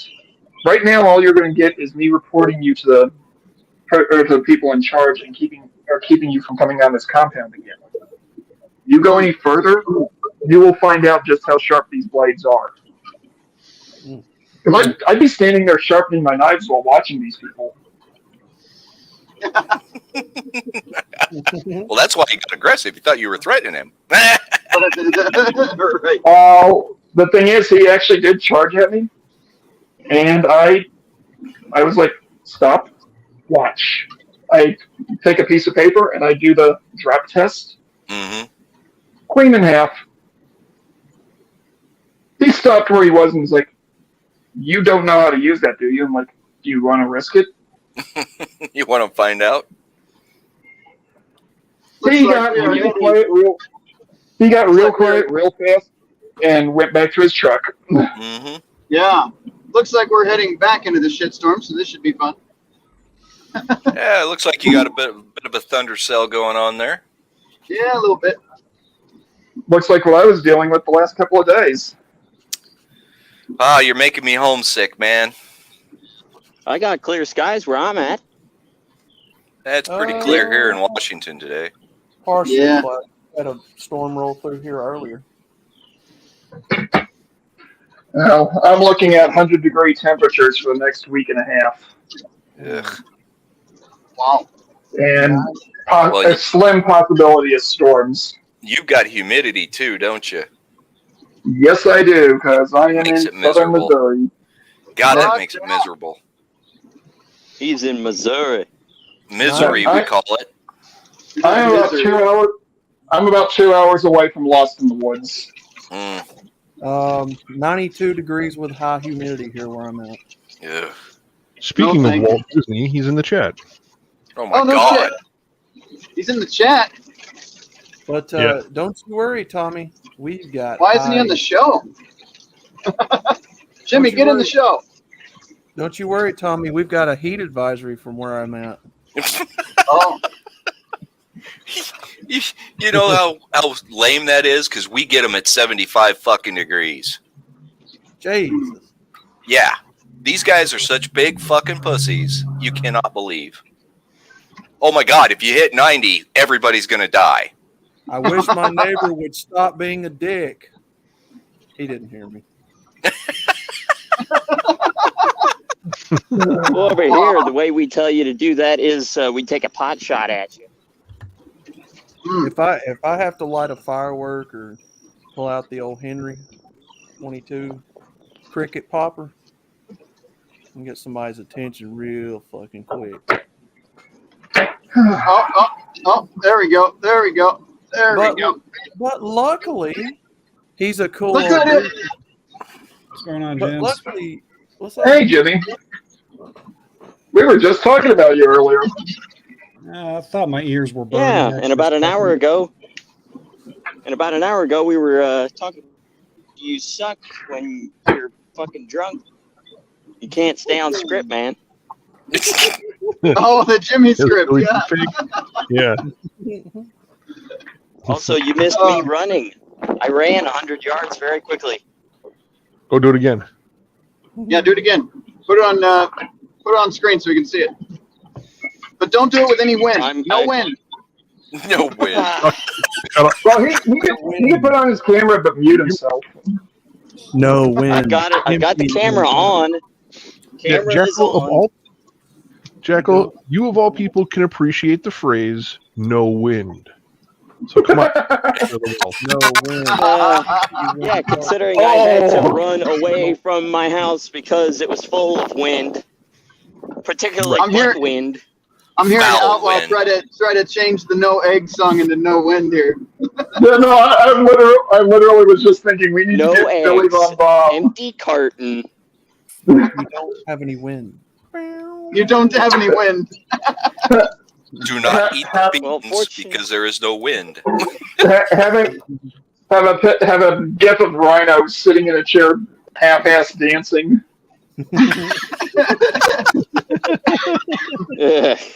No, I was gonna say. Well. Luckily for my neighbor, though, he's got a cool old C10 square body that he drives around. That's the truck that just went by. Oh yeah. I won't be taking pop shots at that because that is a rather cool truck. But It's not all rusted out. no, it's actually painted like a deep metallic blue. Oh wow, he's done Ooh, some work nice. to it then. Mm-hmm. Yeah, that was the biggest problem with those old C10s. They didn't drain well and they just rusted out. No freaking rust prohibitor in them and nothing, man. They just it was sad Yeah, there's actually an old because they one. were nice trucks. Oh, they're beautiful. They're great trucks. Yeah. Well, and I hate I had an Chevys, old but one. those are okay. I Are had they an old one. good for utility? Mhm. Ford guy. Well, I've got a Ford F100, but that's beside the point. No, Yeah, those old like 60s and 70s and 80s trucks. Those had nice big beds in them. Yep. God, I don't know how many times I slept in the bed of my truck. Yeah. You walking real close to that grass, boy. Right. Well, he's not a sailor, so he's allowed on the grass. So he walks in it. Keep off my grass, boy. Well, okay. You guys reminded me of something that I've said repeatedly to people. When Like a watching British action commentator. when watching action movies or car chase movies, I oftentimes don't feel sorry for the people being depicted as getting blown to pieces and being involved in those horrible accidents. I feel more sorry for the innocent car that was destroyed to make that scene. Yeah. Ah, no shit. Me too. Me too. Here, story on that. You guys remember the AMC Gremlins? Yes, I do. Yeah. My dad I think owned so. one of those. Yeah, he bought one brand new, a 71 AMC Gremlin. And yeah, I remember growing up small that we were everywhere in that little car. But when the Terminator movie came out, did you guys ever count how many gremlins they destroyed in that movie? There was at least 3. Okay. Oh yeah. I'm going to do the opposite of what Jackal did. I'm going to switch away from my phone and over to my computer. So I'm going to be ducking out for a couple of minutes. I don't know how long it'll be out, but I should be back shortly. I've had to do it twice. And Jimmy, yeah, you're quieter than usual. Welcome to the stream. We've been here for 3 hours and 33 minutes now. Yeah, I listened to you guys for probably 15 minutes while I was waiting for parts at work, and I literally just got home today, and it's been one of them fucking days where you just want to drink yourself to sleep. Well, get some water in you first. Yeah. For every I've got cup those- of booze, cup of water. Orchard juice containers. I got And, about and, like and maybe an apple cobbler with ice cream on top, just for good measure. I've got Well- I've got the oven warming up for a pizza and some cheese bread to throw in. So you're just going to make it fucking hotter in the house? Are you stupid? I've got the AC booming. No, actually, we've got. It's only 84 here right now. Well, and you guys are smart. You have AC. They don't do that here in Washington. Yeah. Wow. But yeah, we got some pretty gnarly storms rolling through from what I've heard. There's one south. All right, who There was it is. Just There it is. over Torrington. Who was it? Yeah, you're probably look. It might be a little. No, bit I'm too far south to see yours, but it would be in that direction. Who Yeah, was it? because right now Who I was got the asshole who I prayed got for it on the rain? radar right now, and it's just now passing Torrington. So that's like right on the Wyoming. Who state made the line. sacrifice to the rains? Who made the sacrifice for the rain? Yeah. Well, that's all right. Pfizer made their sacrifice today. One of their storage warehouses got nailed by a tornado today. Ouch. Fuck Pfizer. I Who saw was that. it? Who clasped their hands Pfizer. together and bent that knee and bowed? Yeah, their no, head I'm and prayed for this rain? 'Cause you're getting I'm an so asshole. sad. I may or may not have willed that into existence. my lawyer has instructed me to not speak on that matter any further. Yes, I would agree So with him. he's using the force basically to conjure a storm. Force push. All right. Well, that's actually not a bad idea. You know, that's what they used on I'm those heading back beavers to to get that. the vanilla flavoring out. The force. Oh, God damn it. Yeah, you definitely don't want to do that. Correctly. If I remember No correctly, matter anything- how down bad you are for some vanilla, you never use the beaver ever. No. Seriously, Uh. think about the thought process of the first guy or woman who looked at a beaver's asshole and got hungry. I'm telling you, man, they were skinning that sucker out for beaver hats to send to England. Wow. And they smelled that butt because they were thinking, is this meat still good to eat? See? So they smelled the butt. I want to know the scenario of where it was discovered. Probably Canada. Well, actually, yeah, probably by the French. Oh. Yeah. Yeah, well, you know the French, man, they'll eat anything. Right? Yes, they Well, if I will. remember Yes. correctly, Jimmy. looking at. Go ahead, Rhino. Shit. Just a side note, Jimmy, do you know when that meeting is?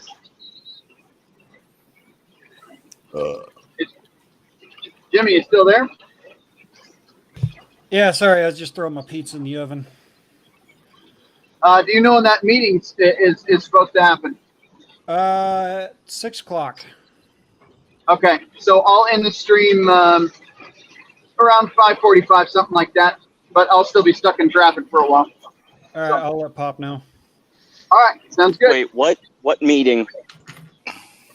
It's a special meeting. It's a secret squirrel meeting, dude. Even outlaws not involved. Hey, Yeah. is you a squirrel?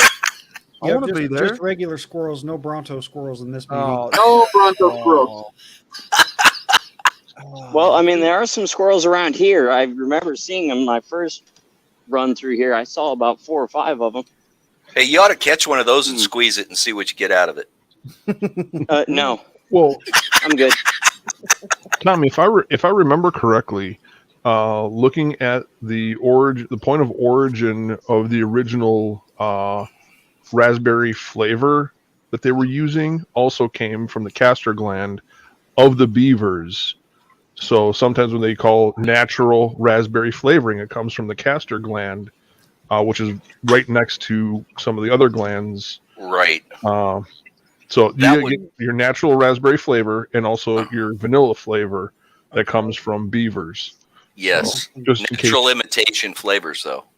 Wait. So you tell me every time I have vanilla ice cream, I'm eating beaver ass? No. It's possible. Allegedly. If you were, your ice cream would be about $80 a pint. Oh God. Yeah, that shit's expensive, man. Because you got to That's squeeze a a lot no. of beavers. Every time you He's take a a bite, beaver, man. That's That's Rhino. a new, Every that's a new time. phrase. Every time Rhino takes a bite of delicious vanilla ice cream, he's really eating the fur of a beaver. Asshole. He's going to think about this now.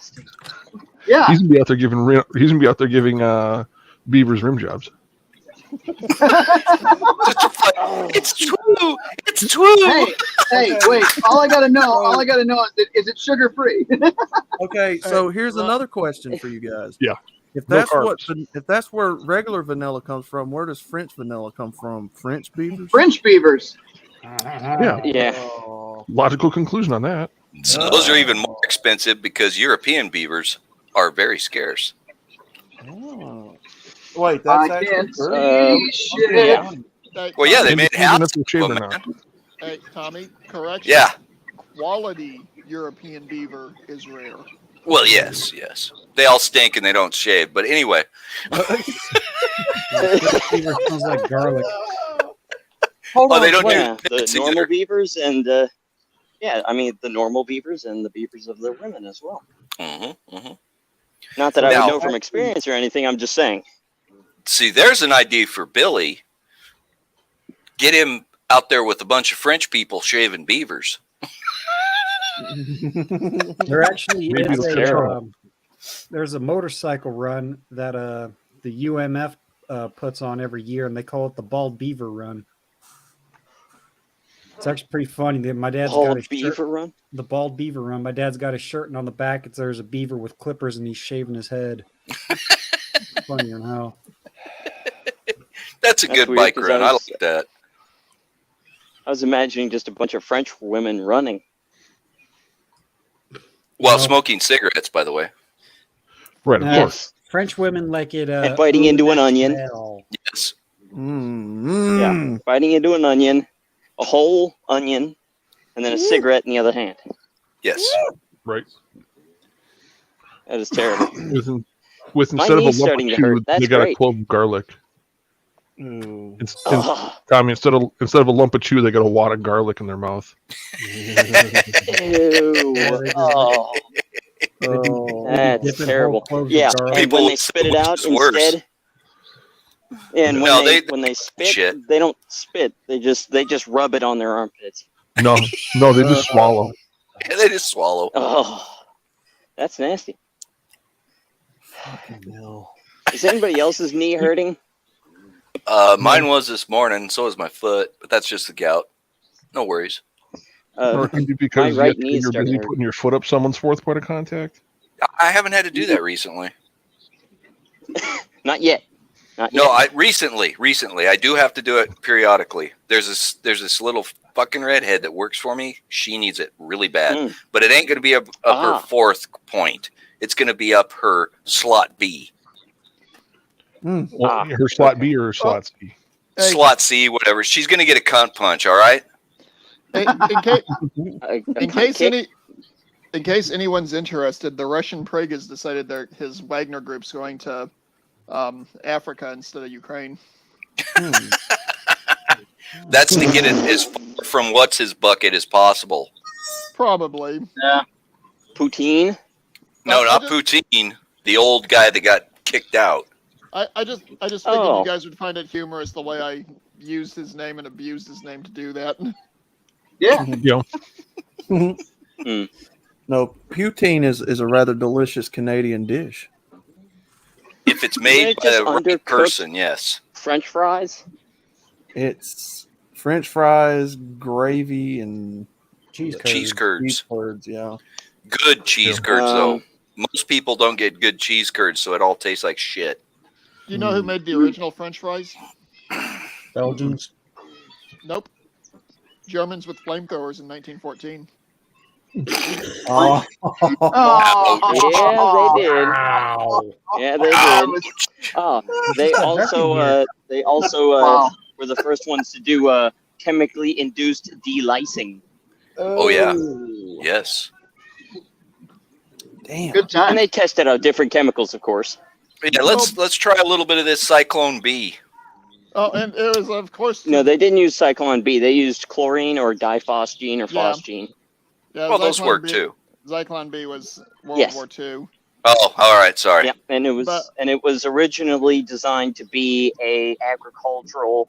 Yep, it was designed to kill crop weevils. Weevils. If they just shaved their beavers, they wouldn't have that problem. No, here's the thing. have you ever had to eat hardtack and you had Fucking a weevil Colorado. come out of it? You guys just witnessed Colorado weather firsthand there, by the way. Yeah, torrential it started to downpour. rain, now it's Torrential downpour, now sunny. now it's Well, just Rhino, I was sunny. going to say Yeah. for a moment there, it looked like you were driving across Nebraska because it's pretty flat. Yeah, you're going to get an inch of rain here, or an inch of snow in about 2 minutes. I hope not. Fuck snow. Okay, Oh my I'm gonna, gosh, no. I'm gonna mention another sci-fi movie that Rhino you probably have never watched. Probably. Star Trek: The Search for Spock, the Genesis. Oh no, planet. I saw that years ago, but I couldn't tell you fuck all about it anymore, man. Oh no, the only thing I was bringing up was the planet that they were on, where the climate was just going absolutely bonkers the entire movie. Because the planet was destroying itself at an accelerated rate. Well, cool. Can that happen here? No. God damn it, Jimmy! What did I tell you this morning? Wait a minute, wasn't that the planet? No, I'm thinking of when they chased Khan onto a planet by the Klingons. I forgot. No, the thing is, I'm talking about the real Star Trek. By the real way, Star Trek 3, not the. I'm going to interject really quick before we run out of this. If you look at the road right now, this is a nice death trap they've created. It's about to end, but there's no median to go anywhere if there's something wrong for like miles back there. Oh yeah, So they're all sick. over Washington, man. This is so retarded. And you know what? You know what they're doing this for? They're doing this so they can put in a fucking toll lane of all things. Like we need that. Yeah. They have roads like that all over Missouri.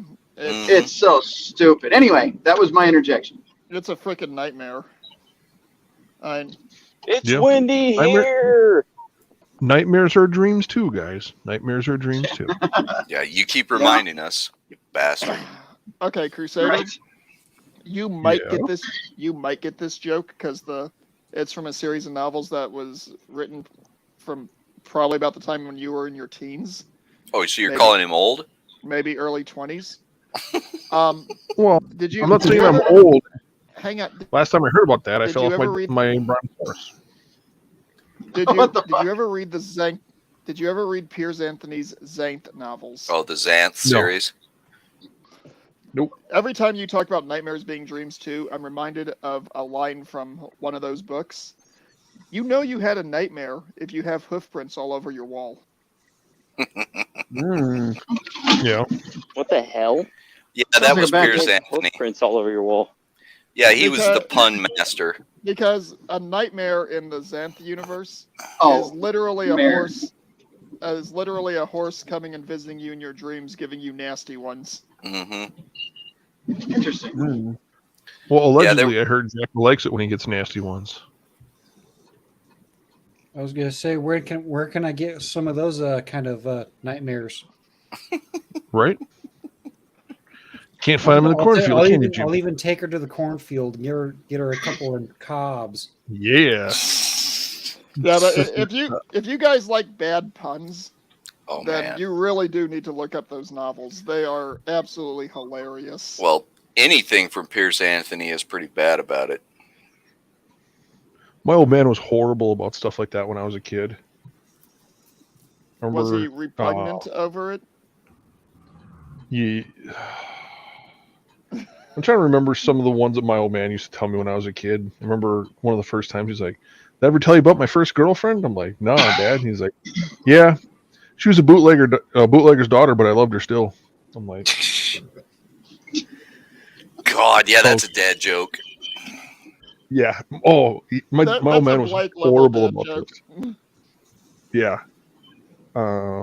I think I might have to super chat that to Blake just for a dad joke, Captain's dad joke log. Yeah. There you go. Well, what did you guys on the panel? What did you guys think about today's weird driving adventure type stream? Hey, it was fun being able to drop in and drop out as needed. Oh yeah. That's how we Brandon. covered a variety of topics. That is true, and that's how Brandon does it. And I was like, you know what? Like I said, he got off early, so if I ever see him go dead early, I might just jump on and do one. That's what That she way said. you guys can, Yeah. That's always what she said. God Yeah, damn it. But yeah, if you guys like it, and like I said, I don't want to impede on Brandon's streams, but if he ends his, I'll jump on and do one of mine then. Or some days when there's a lot of weird stuff going on and we want to kind of keep it light, keep it funny, we could always plan one ahead of time and let Brandon know what's so we know when he's going to end and we can pick up. And then if you want to kind of walk me through some of the stuff while you drive, I can somewhat handle some of the backstage operational stuff and learn a little bit of the live streaming stuff from you. Or I could try to pick Jimmy's brain and learn how to do what Jimmy does when he does a live stream. There you go. Yeah, we could do that. All right. I could click go live and there you go. And mine is just Okay, if you want like to I put said. me on screen so I can run for Jimmy. Damn it. All right. Let's see if I can get this figured out. And I will mute so you don't have to hear my wind. I don't want to hear your fucking wind. Okay. Run, Forrest, run! Run, Forrest, run! Get off my grass, boy! He looks like a newborn gazelle running out there. Hey. They grow up so fast. Off my grass, boy! Next thing you know, he's be growing hair in funny places and looking at girls completely different. Why is he running sideways? Did anybody else notice he's defying gravity here? At this rate, I was waiting for the face plant. Me too. I'm still waiting for it. Perhaps he's still in the process of planting. Never mind. I screwed that joke up. It's over. It's over. He gave up. He's out of energy. That's it. Right. That's all you can. Okay. Show's over. No, because my earbud fell out. Oh, I thought that was a turd you picked up. Yeah, like little goose turd. He's like, oh, look at this. Oh, let me put it somewhere for safekeeping. In your ear. Yeah. Oh, now I got cramps in my chest. That's fantastic. Before you call it, Rhino, I want to ask you guys a quick question. What'd you think about the package that I sent to Pop and Blake? Nice. The Uranus sponge, that was good. That was good. Hold on, what's the package now? I sent Pop and Blake fudge fact in the Uranus. A pound of fudge from the Uranus Fudge Factory, a couple of refrigerator magnets that were plays on words from the same location, and a couple of shot glasses that were more or less the same deal. I like it. That was pretty good. Yeah, I liked it. Like I said in that letter, I know for a fact I'm opening myself up to a homo suspicion point there. I'm willing to accept it for just the pure comedy value. I don't think you deserve a point for that. No points for that.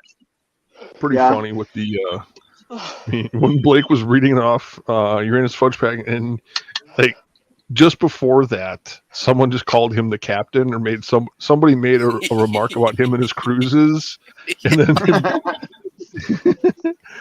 he's like, "Oh, Uranus Fudge Packing." He's like, you can just look at his face like, nobody please put that together.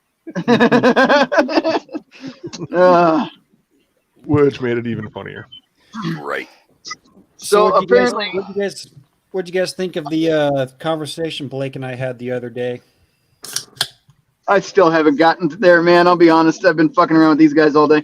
Oh, man. Stop wobbling your car, you cunt. One of the previous streams I couldn't even watch because it was buffering so bad. Look at this check. No, he's talking about the text. It was like screenshots and gilded. Oh. Yeah. That's what I'm curious. Yeah, and if you go into the Gilded chat and go into Jimmy's Waffle World, they're up there. But let me know what you guys think, because we'll be covering that tomorrow night. This Jagoff doesn't realize he's on a live stream. Right now, he's been swerving and hitting his brakes and acting like a fucking moron. Make sure you get that plate.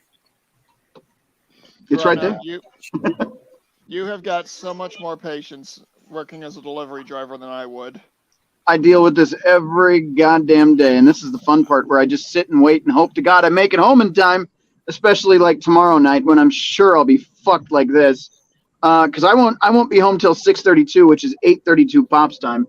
So I'm hoping tomorrow isn't the same way. This is why I show up and Pop's like he's eating right now, because I stuff my face and then I go on the stream. Like that's it. I walk in the door, throw some shit in the microwave, and then fucking pray to God I make it to the stream in time. Damn. Yeah, that's me, because that's me when I have to show up for your streams, because you start at 10 o'clock my time, and my shift ends at 10. Okay. Yeah, but there's no pressure on your end, you know. Like with me and Jimmy, it's kind of like, you know, if we're not there, how the fuck is this thing gonna run? You know, that's no pressure at all. So Pop will ranger through it. He'll find a ranger solution. So Yeah. So is it? So what we're doing tomorrow night, is it the very last set of screenshots you sent, Jimmy?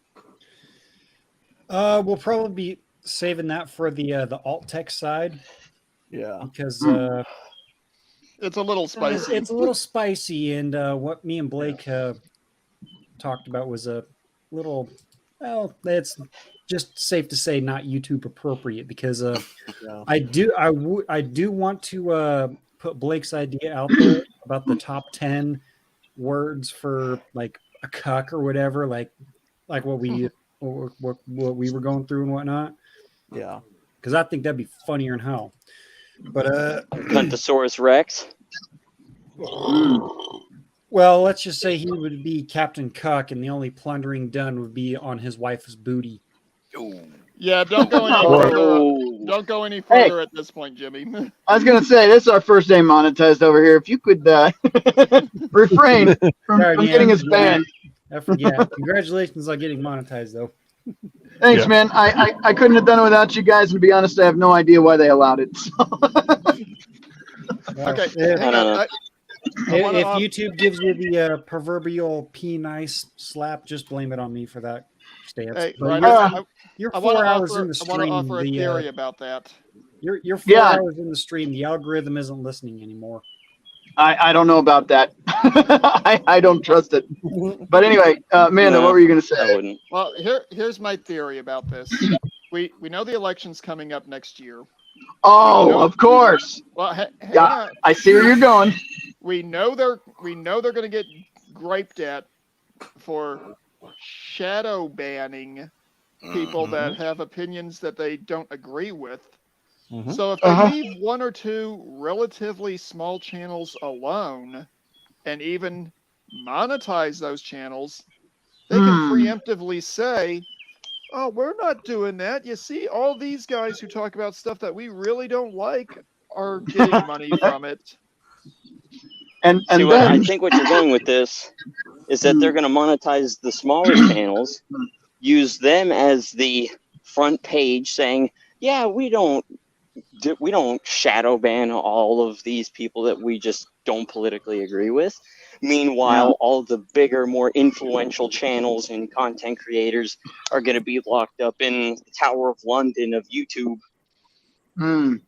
You know, I almost thought on my opinion on that when we were bringing that up is sure, they'll monetize me, and during the election I'll pop off and say something that they don't like, and they'll use that as a reason to demonetize, possibly even ban my channel. So that was my theory. Well, that's entirely possible too. My supposition does not discount that possibility. Yeah. You know what's a deep fake idea I just thought of for Billy? Oh, we don't need any more deep fake ideas for Billy. Trust me, we've had enough. Well, you might like this one. Nate, I sent one to him. You guys remember Chris Crocker, the one dude, the flamboyant individual? God, yeah.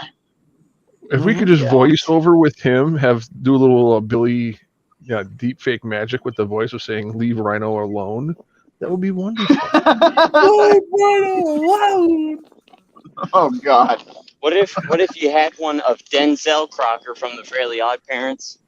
And it's just Rhino constantly screaming, single mothers, don't date single mothers. Single mothers, don't date single mothers. No, but I've already submitted an idea to Billy about a deep fake, and let's just say that it includes You are a the movie jackass, Wild sir. Hogs. You. Earlier today, Joker did a really interesting video pertaining to single mothers.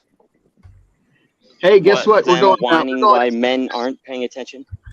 We're going Something to 15 that and a 65. It's pretty awesome. You see that asshole in the I black know, right? van right in front of Rhino? Yeah, he's an asshole. He's a big Yeah. asshole. He is. It would be a shame. It would be a shame if that guy's plate number got called into the state patrol or state police for deviating from lines and driving like he's drunk. Just saying, allegedly. It would be such a shame. We're on I-25 northbound, by the way, near Garden of the Gods. So there you go. Isn't that an area that's, hey, Rhino, isn't that an area that's known to be rather weird for traffic patterns at this time of day anyway? Well, it didn't used to be, but then every pot smoker in the country moved here, so yeah. Glad I don't live in Colorado. Yeah. What I've found is in pretty much every city and state that I've ever been around, there's one stretch of road that at certain times of the day is almost completely unnavigable because of how stupid the people on it are. That's I-70 24/7 in Denver, Colorado. Still? You can see how the soccer mom is out of Wait the a minute. minivan to the right. Which is worse, Going home. I-70 or Pops X? Yes. Well, I-70 has had less. I-70 has had less people run through it, allegedly. Yeah, probably. I'm glad somebody picked up on that setup. Now that one was good. Yeah, you can see in their natural habitat the single mother full of kids in her minivan. I'm telling you, if you were to start doing stuff like that with like nature videos and talk over it like that, that would be. I don't think it could ding you because you're, adding to it. You're creating something new out of older content, an artistic recreation of previously uploaded video. I think I got a better one for you, Nate. I think I got a better one for you. I'm going to start filming the homeless and doing the voiceover like Richard Attenborough. Be careful. Tommy, be very careful with that one. You could be. Oh yeah, the fuckers have got guns. Well, no. What I'm getting at is you could be put into a bum fight scenario with that. True. True. Or what I could do is I could go to a battlefield, engage in the battle, and just stream that. Yeah, I've been narrated. Here we see the bum in his natural habitat with his cardboard fort and his buggy for transportation. And he has a pouch full of needles. Yeah. Oh no. There is something else that you guys might find darkly amusing. You know how how most of the time Pop likes to point out that you generally don't find transient single ladies. In the city where I live, yeah, I've started noticing a few of them in recent months. Dude, they're all over the place here. Some of them have penises. Oh gosh. Well, it's 2023. Yeah. I wish it was 50-23. The reason I bring that up is admittedly very dark. I met a couple of these ladies about 20 years ago when I was still Meth and dicks. When I was still in high school, and one of them recognized me and basically tried coming on to me. Oh God! And I said to her, exactly the same thing she said to me 20 years ago when she told me no, she wasn't interested in me taking her to a dance. You have nothing to offer me that I can't pay for. You passed up a gum job.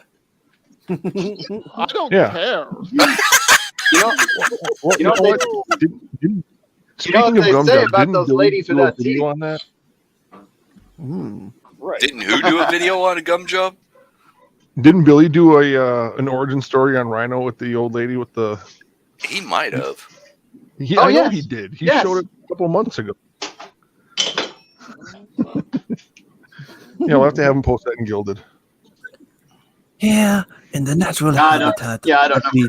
underneath the bridge, we see the bum pushing his abandoned Walmart grocery buggy with the fucked up wheel.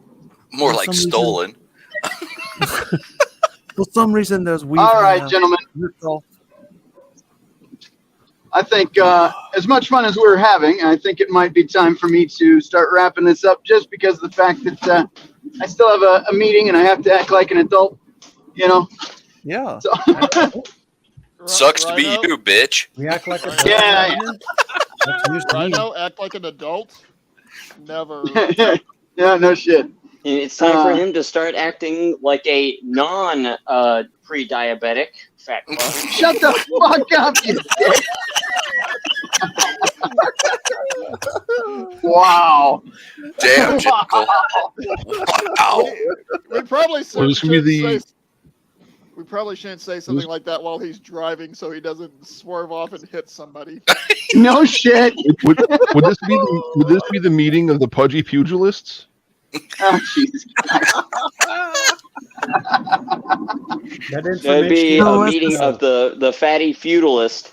A fatty feudalist. That's even better than the pugilist. So as the sun begins to set on our dear beloved Rhino, as we rise into the sunset, we bid As he our- hurries to the what is that, the early bird special? we Yes. bid our friend. You guys, what you don't realize is the entire day you just went on a work shift with me to every nursing home I delivered to. So, in fact, you guys have been going to the Cougar Academy without even knowing it all day. We're the winners. We got it for free. We didn't have to pay $69.95. Fuck you. There you go, Rhino. Where's my There's old your lady there's your cookie? title for these cruising streams. The Cougar Academy Cruise. The Cougar Academy Cruise. there you go. Hold up. Where's All my right. old lady cookies? Your old lady cookies. Yeah, where's my grandma cookie? Well, it's back there, and I think she's sleeping at the moment. And I'm not talking about that type of cookie. I'm talking about real fresh baked, sugar cookies. Yeah. Peanut butter cookies. No, Riggs, shut up. And I'm assuming that my portion will probably be the running through a grass field portion. No, Jackal. We already know you're the cougar bait. Jackal is now the cougar bait. Yes. Yep. The cougar bait running through the grass as a gazelle. Yes. Right. Well, why do you think I have to train to run? Hey, Jackal. So I can run Crusader, away. could you do me another quick favor, Crusader? Could you drop the link to join again in case anybody wants to hang out in the after party? Sure. All right. All right. You guys in the chat there, as soon as Crusader posts that, if you'd like to join the after party, I will add you after this is over. And who knows how long that after party will go on. But if you guys want to join, usually there's a lot of fun there too. So, yeah, on that note, I guess we'll start off with final thoughts here with Nasty Bastards, MGTOW Outlaw. I just want to say on behalf of the Beaver community, I am fed up with you nasty bastards eating our assholes. We beavers are a very particular creature. We like to build our dams, and damn it if our assholes are now being targeted. Being licked clean. Yeah, fuck your vanilla ice cream, your raspberry custard. You can eat a dick. No, you probably like that. You'd probably like that. So, you know what? Well, somebody's having Jackal's too much fun with himself. Yep, So Jackal I'm set gonna mute him. himself on fire again. He heard about beavers and he started to. You get nervous when you get caught by a beaver. Yeah, you guys have Cougar. also used our species as a name for another personal spot on people, and just Oh yeah. yeah.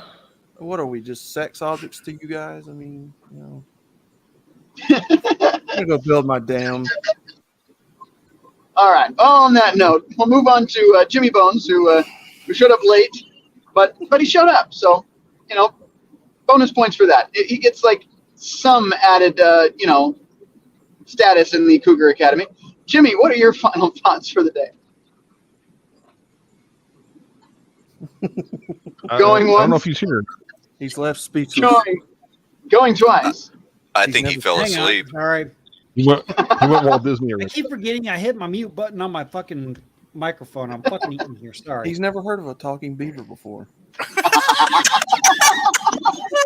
Actually, no, I have. It sounded like Ugh. Yeah, I've seen a couple of those. yeah, I've heard a couple. All of right, them. Jimmy, your final thoughts. Don't let your job kill you, and take a vacation every now and then. Good Sometimes you advice. need it. Oh yeah. Absolutely. All right. I suppose I'll unmute him. I'm afraid to, but Jackal, what are your final thoughts? Keep your endurance up. Make sure to run frequently. If you notice that predators are starting to show up in your environment because you act a certain way, change your act. Otherwise, you will probably get tackle fucked. With or without your consent, of course. Allegedly. And don't get pre-diabetes by overindulging in beer. God fucking damn it. That feels like a personal attack, Jackal. It is. You shut your dirty mouth about me and my beer addiction. No, that's funny. For That's you, funny. it's not beer. For you, it's peach bird dog whiskey and Stillhouse for you. Yes, and you'd end up with you wouldn't end up with NAFLD. You'd end up with NASH, which is alcoholic liver, basically fucked upness. So there you go. Now you know. Yeah. All right. He's gonna kill us. It means you have to go to Ah. Yeah, well, not just but ER. But anyway, Tommy D, what are your final thoughts, sir? I'm just going to close with the thought here about dodging those cougars. Make sure you really, really dodge the ones that are named Charlene. Yikes. Or Caitlin. Or Caitlin. Right. That's another bad one. No, it's got to be a deep voice, though. Kaylin. Oh, God. All right, Mando. Mando, it is your turn. What are your final thoughts, sir? I am almost left speechless. We've got so much crazy going on here. I'm not sure where to even consider going with it. So a normal stream, basically, yeah? Well, we finally found a purpose for Jackal. He's the cougar baiter.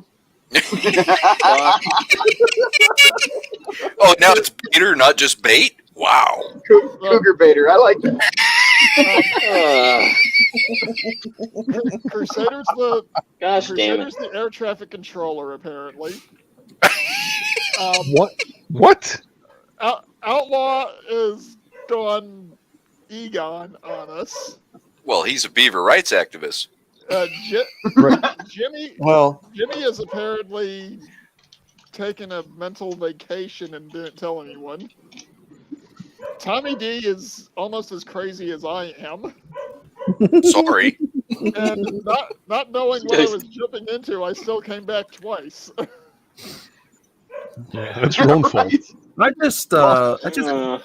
just want to build dams, and you people, you species, blow it up, and we just want to be left alone. Damn it! All right, and Crusader Nate, your final thoughts, sir. Well, my final thought is I must have been away for a little while because how did I get put in charge of air traffic control? I'll have to figure that out in the after party. So I'm going to need an explanation. I'm gonna need an explanation for that in the after party. So, but once again, the work schedule lined up for me to be here. Thanks to everybody here. Check out popsredonkulous.com for Thought Thursday tomorrow. Rhino and Jimmy are going to be there as guest co-hosts, so it'll be the three amigos tomorrow night. So the fun shenanigans will continue. Two So, drunk assholes. thanks for And, showing up. Oh, and look forward to my bullshit report tomorrow. Yeah. All right. Sweet. All right. On that note, my final thoughts. Basically, thank you guys for putting up with now a year of our bullshit. I much appreciate it. Yeah, it's been cool. We finally got monetized. Big shout out again to those of you that super chatted today. That was super fucking awesome. Thank you guys so much. And until tomorrow, stay safe. Don't do anything stupid. And if you need a cougar baiter, I know a guy.